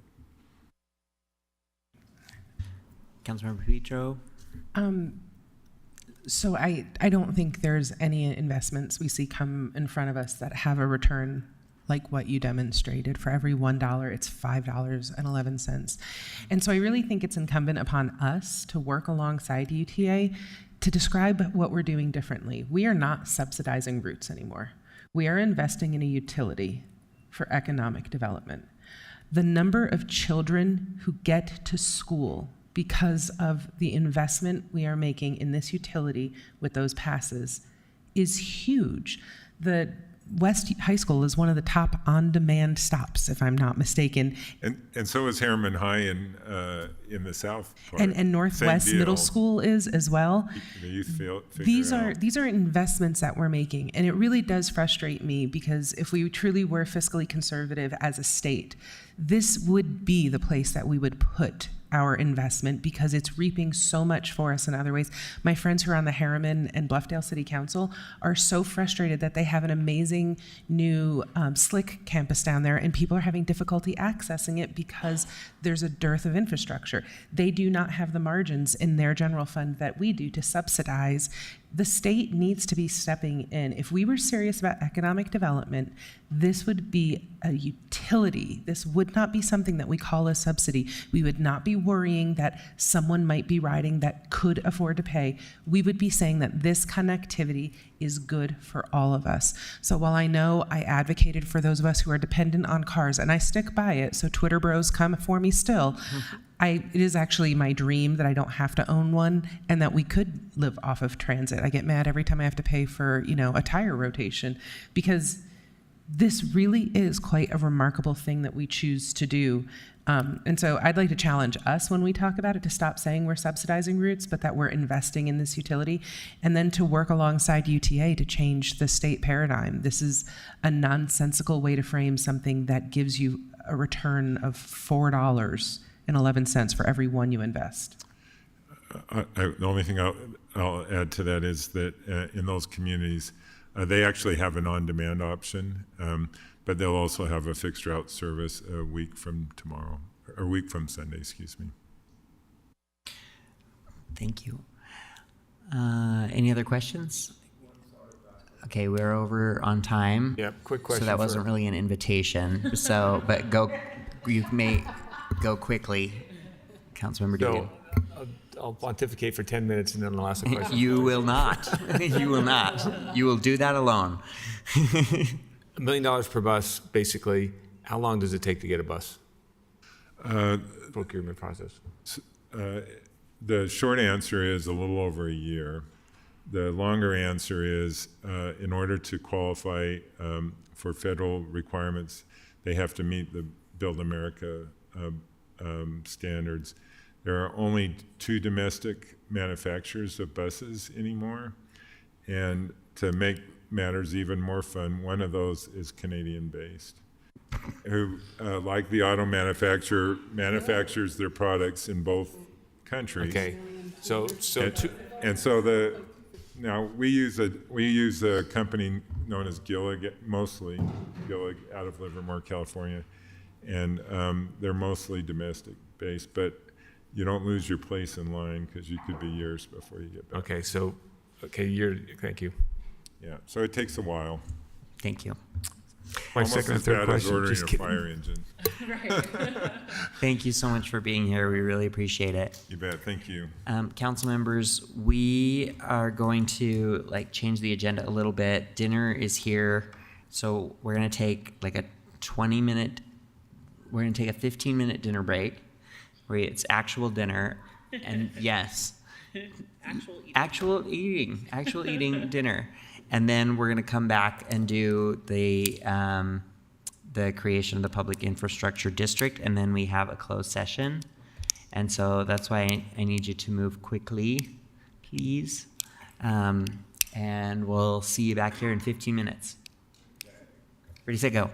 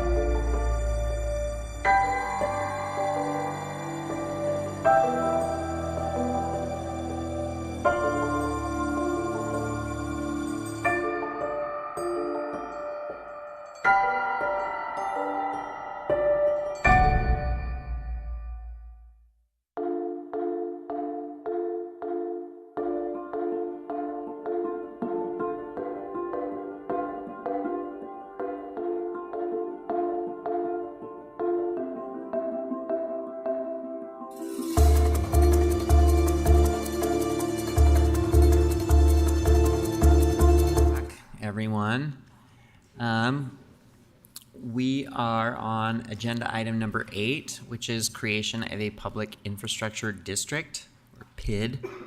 And we have with us on this, where's Allison? We have Jennifer. Yeah, hi. Hi. But we don't have Allison. Is she? Okay, I will go look for her. I think I saw them. Oh, okay. Whoops. Started it a little bit too early. I did. I thought we were ready. I know, I love a PID. I love a PID discussion.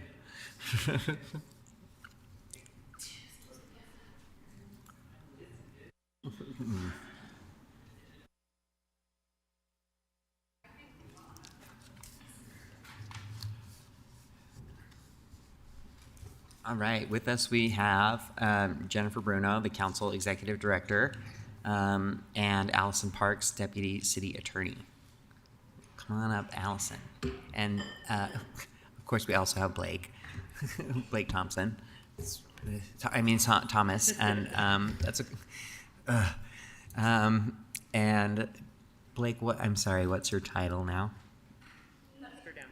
Mr. Downtown, that's right, excuse me. Senior Advisor on Real Estate and Capital Projects. Yes. BKA Mr. Downtown. Yes, thank you. Mr. Downtown, thank you for being here. Who wants to start us off? We're happy to start it off. We put together a presentation for you all because I think this PID statute and this specific PID is kind of confusing, and so I thought a visual would be helpful. So if we could go to the next slide, that would be great. And of course, as we go through all of this, if you have any questions, feel free to interrupt. Happy to answer anything. Okay, so during the most recent legislative session, a law was passed that allows for the creation of a new kind of public infrastructure district, or PID. This new PID is called a Convention Center Public Infrastructure District. For a little bit of context, because I don't think you all have considered a PID before, but a traditional PID is typically created by local governments and private developers to help fund the construction of public improvements. That's typically done by the PID, which is a separate entity. That PID levies a new property tax just on the private development itself and uses that to pay for public infrastructure. But this PID is a little different. So the purpose of this new PID is to be the financing mechanism for Smith Entertainment Group's redevelopment of the Delta Center, their entertainment district, and also the reconfiguration and redevelopment of the county-owned Salt Palace and improvements that directly serve the Salt Palace. This new PID, like traditional PIDs, will be a separate legal entity, will be a governmental entity, and importantly, the debts are not liabilities of the city. So rather than levying a tax as a traditional PID would do, this new PID will pull from two different buckets of money. And so that's kind of what this illustration is showing you. So on the left, there's kind of those two different buckets of money going into the PID. The first bucket of money is that 0.5 sales and use tax, and the second is the Convention Center Revitalization Zone funds. So the 0.5 sales and use tax, that's from the Capital City Revitalization Zone Act, the sales tax that you all approved last year. And it's subject to the participation agreement that was executed last year as well. These funds will be pledged to the PID, that's why that arrow is going towards the PID, and then will be used to service bonds for projects contemplated under the participation agreement. So this includes improvements to the Delta Center, and certain other expenses related to the development of the entertainment district. The second bucket of funds are the Convention Center Revitalization Zone funds, and these funds were authorized under a law that was also passed this year, and there's a bunch of different sources of funds that go into this bucket. So this includes 50% of the state sales and use tax increment, city sales and use tax increment, county sales and use tax increment, and other sources of county funds, 76% of the city's share of the fifth, and property tax increment. But the property tax increment will only be collected once the CRA's existing CBD project area expires, which is 2042. Yeah. So again, these funds were authorized under the new Convention Center Revitalization Zone law. And the primary purpose for these funds is to use the funds on the redevelopment of the Salt Palace and projects that directly serve the Salt Palace. And importantly, the law provides that before any funds are spent on the Salt Palace, that the county mayor will review and approve the proposed use of funds to ensure that they benefit the Salt Palace project. So generally, these funds are going to be taken from the proposed CCRZ area, which I think is in 2 slides. So if we could go forward 2 slides. Yeah, this is the CCRZ proposed boundary. So all of those uses of funds that I talked about, those will only be taken from this specific area, except for the city's share of the fifth. The only other thing that I think is worth mentioning on the PID, let's go back 1 slide. This is the proposed district of the PID boundary. It's just the Delta Center block. The PID is planning to levy a small tax in this area for administrative costs, but again, they're only imposing that on this Delta Center block. Do you all have any questions about this PID? I just wanted to highlight one maybe unique thing about, especially because we have an existing HTRZ, and we've done reinvestment areas in the past. The unique thing about the PID law is that it allows funds that are sent to the PID, so like the CCRZ funds, to be spent outside the district of the PID. And that's why the CCRZ funds will be spent on the Salt Palace, even though the Salt Palace is not technically in the PID. So, yeah. Just one more. Sure. Bravenel Hall and UMOCA, how does that all fit in? This PID, this convention zone tax? Yeah, I think the best answer is it's not totally clear. I think the intention is for most of the funds to go to the redevelopment of the Salt Palace. I think there are pieces of Bravenel and UMOCA that touch on the Salt Palace that might need to be reconfigured, but I'm not totally sure. I don't know if Jen or Blake have any additional information. Okay, thank you.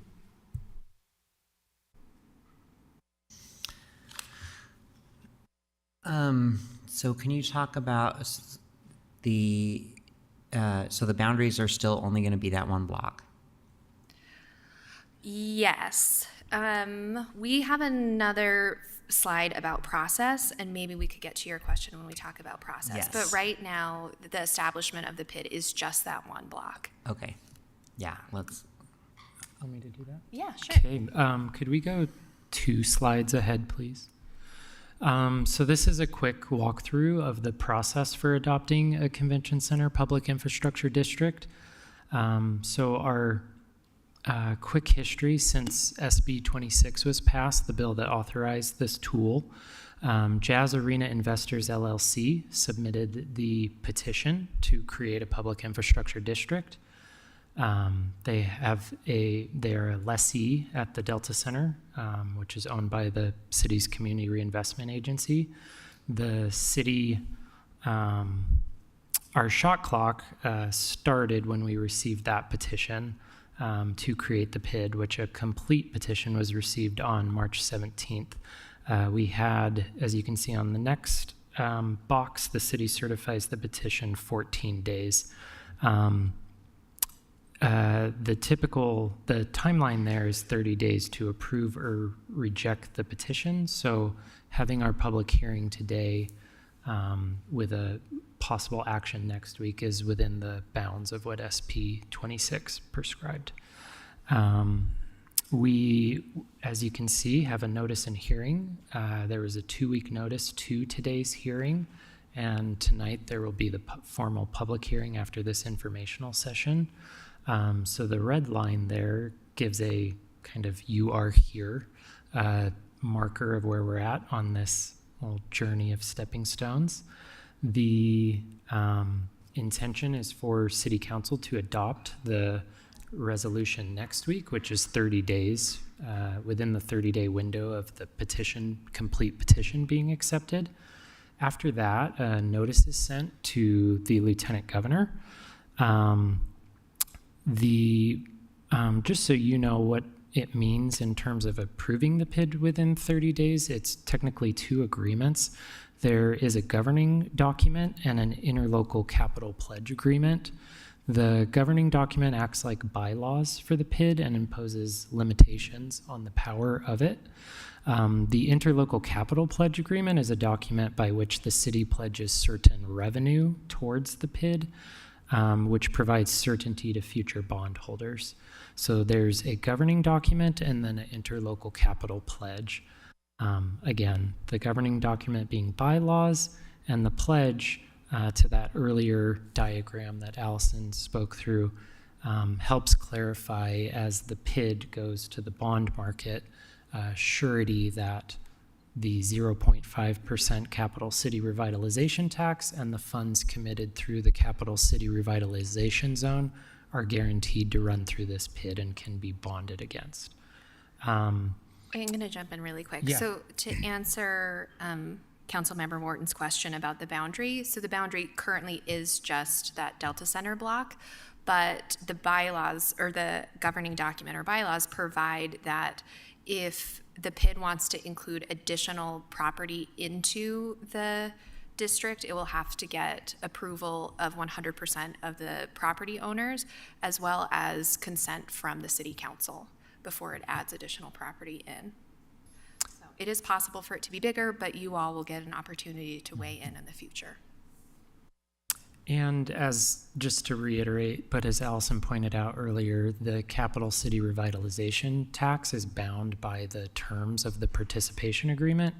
And then the Capital City Revitalization Zone and those funding sources are bound by the legislation, SB 26, which are for improvements to the public assets. In other words, the convention center and county assets. So those kind of give the parameters in which the eligible funding sources are to be used, with the PID being the vehicle in which those funds are passing through.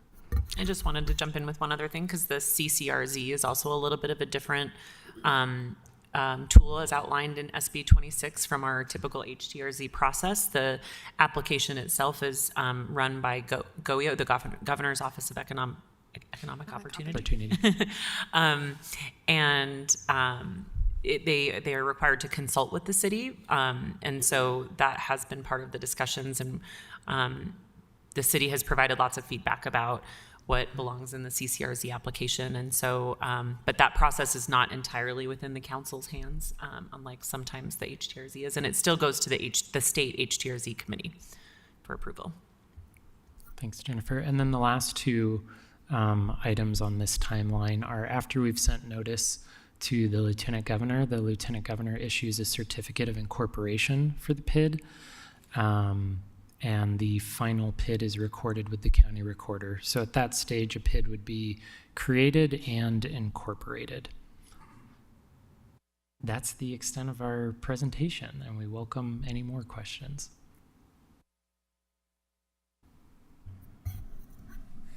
Councilmember Petro.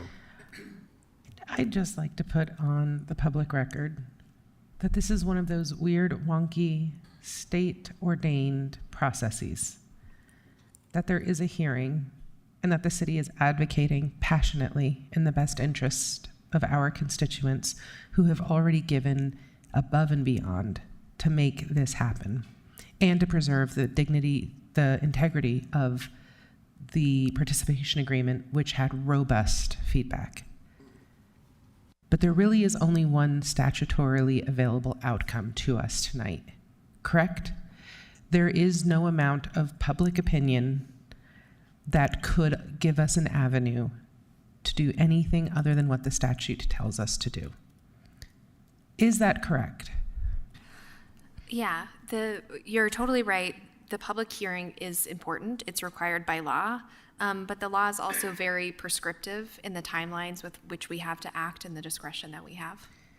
I just want to say that because I don't ever want to discourage people from coming and talking to their city government. We are the most approachable level of government, and I don't want to discourage anyone in the city by making them think we are taking this lightly, handing things over without the utmost vigilance.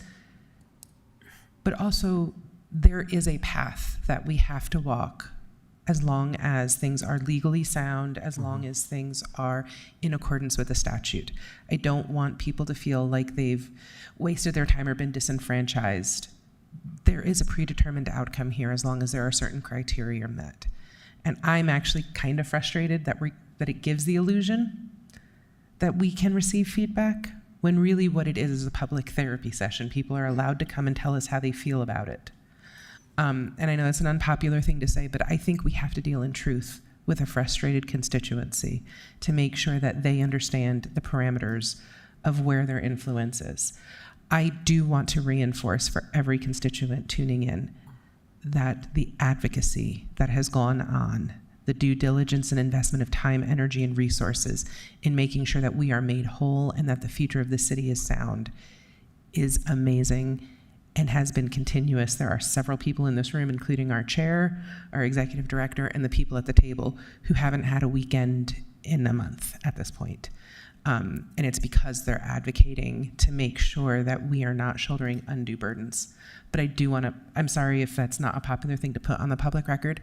I think our constituents deserve to know that this is a very prescriptive statute that we're working within. Councilmember Lopez Chavez. Mr. Chair, thank you. Is it fair to say that the PID should reflect the concessions that we agreed upon in this district? Are you asking if the PID reflects the participation agreement? Yes. Yeah. So the PID, the operation of the PID won't necessarily reflect that's not kind of where that's contemplated. The interlocal capital pledge agreement that the city will execute with the PID itself is where we're pledging that 0.5 sales tax to the PID, and we're ensuring that that pledge is consistent with the participation agreement. I just want to reiterate this for my colleagues and also for the residents and neighbors that are listening online in terms of this PID and maybe some conflation in terms of how it will interact as a funding source for the bonding capacity to actually meet the needs of both the revitalization efforts of the Delta Center and the Capital Revitalization Area Plan and the public infrastructure that was agreed upon in these agreements. And so I just want to make sure that that's said and iterated and that we feel confident from a legal standpoint that we as a city are protected and that this PID won't infringe upon that agreement. Yay for financial tools that the state creates. And it is it's an interesting concept that every time, every session, we find a new financial tool that will unlock all those resources. Sorry, I'm not talking to you really. I am, but I'm sorry for that. But I'm talking to the room, I guess. But unlocking this money that we never thought about before, and apparently, allegedly, to do these magnificent things in our cities, in our states, and the truth is that these tools are taking money from future generations. It really is money that we have that comes from the enhanced growth and the activities. Yes, that money doesn't currently exist, but it will, and it's all encumbered. And not to say that there is no value on this project. I've been a strong advocate for what this project will do for our city and our state. The truth is that it feels like Salt Lake City yet again is pitching in more. our residents are pitching in more for the benefit. And it is tough to be learning about yet another financial tool and how it all works together. Supportive on the general idea of fixing some of the issues with the Salt Palace and how this connects everything and how is not functioning like it should, and it will be billions of benefit. Apparently, the legislature did a study that the Salt Palace brings billions of dollars of tax revenue to our state, and it's a major tourist attraction. But yet, they're not willing to put any state money into it. Into that commitment, and that's frustrating to me. But I appreciate you trying to discern how all of these laws work together and working through the tough spots on this agreement. But you know that this city is what we value. We are advocating for our residents, even with the limited authority we have left. So thank you for the update, and sorry for that moment there.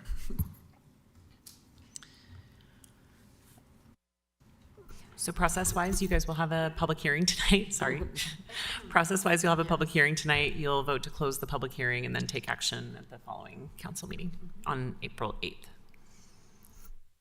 Yeah, I do want to say too that I have heard from several residents on this, and I think that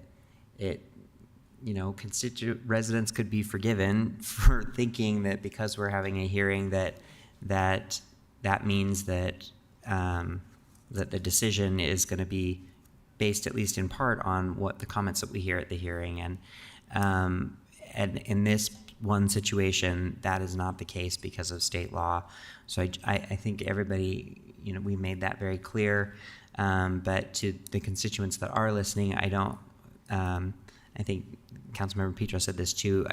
Please don't let this dissuade you from continuing to reach out and continuing to share with us your thoughts on this process, because this is a process and this is a partnership that we're entering into or have entered into already with the county and the state and with SEG, and there are going to be lots of iterations to that and lots of phases to that, and I hope that people will still stay engaged with us as we move forward through this next phase. And thanks for anybody who is listening.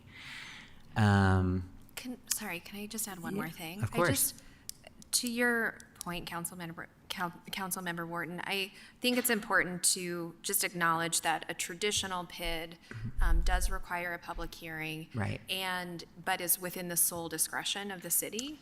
Right. But this new PID is not within the sole discretion of the city, but nevertheless still has to follow some of the traditional PID processes. So that's just a little more context for why we're doing what we're doing. Yes, thank you for pointing that out. And I think you said in the presentation, but I think it also bears repeating, like what the makeup of the PID board will be.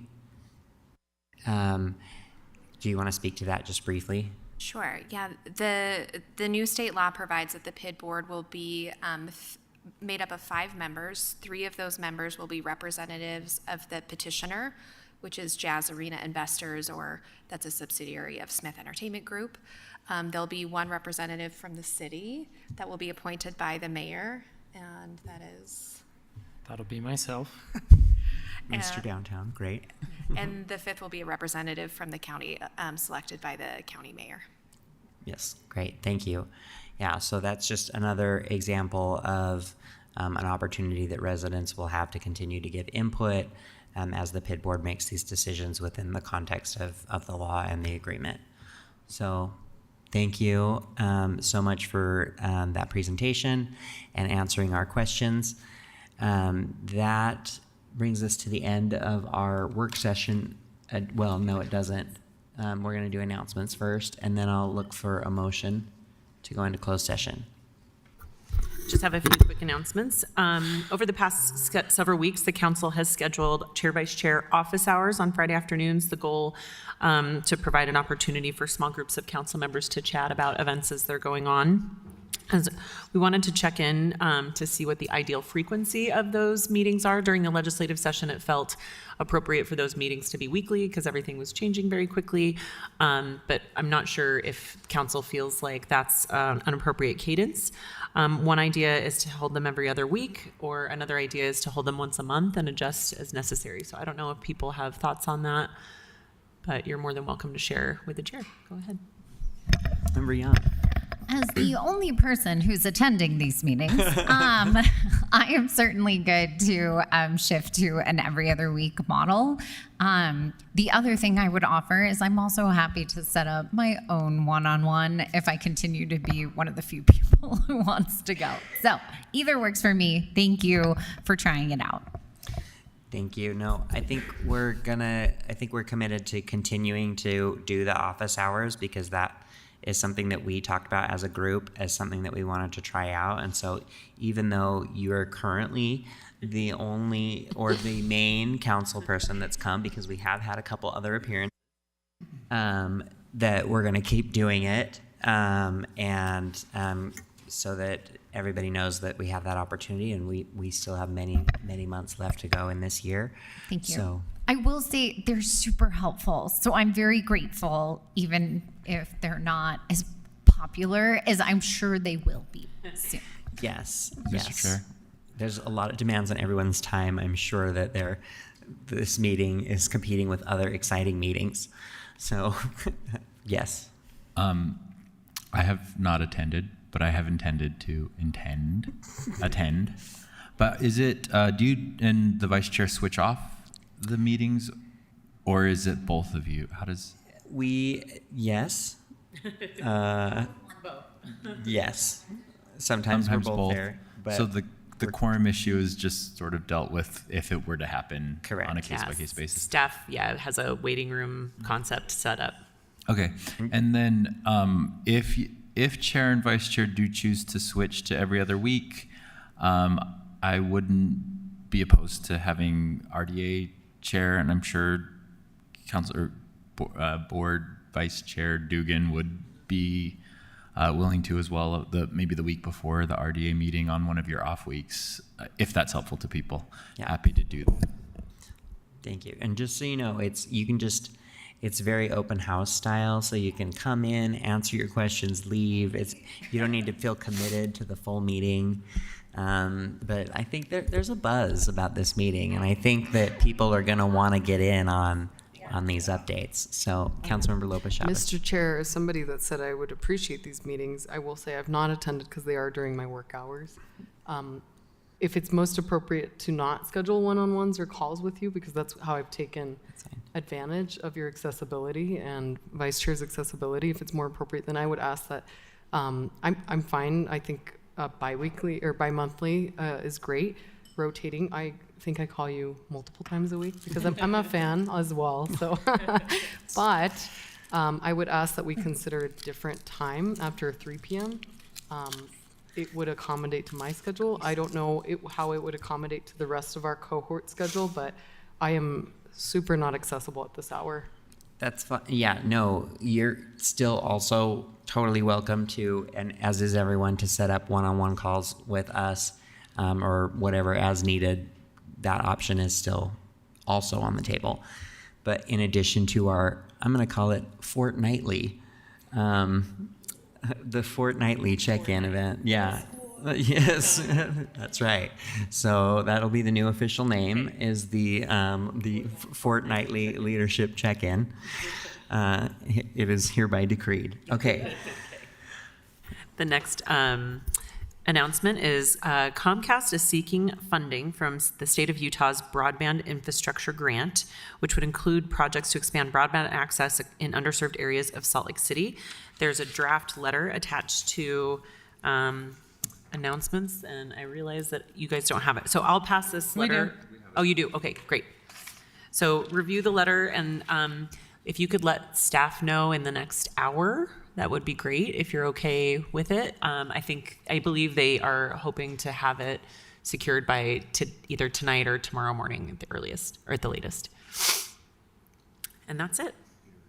Do we have a copy of their grant, like what they're asking for? I don't think we do, but Lehua, maybe you can track it down. Thank you.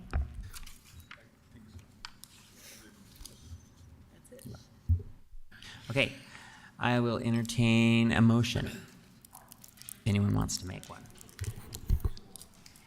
Mr. Chair, I move that we exit and enter closed session for the attorney-client matters. And then would you like to adjourn after that? And adjourn after that. Yes. Okay. Second. I will roll call that. Councilmember Dugan. Yes. Lopez Chavez.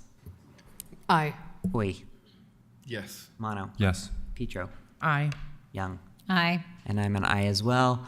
That is unanimous. We will go ahead and go into closed session. If you're not authorized to be in here, if you would kindly step into the hallway, and we will join us for our formal meeting at 7. Thank you.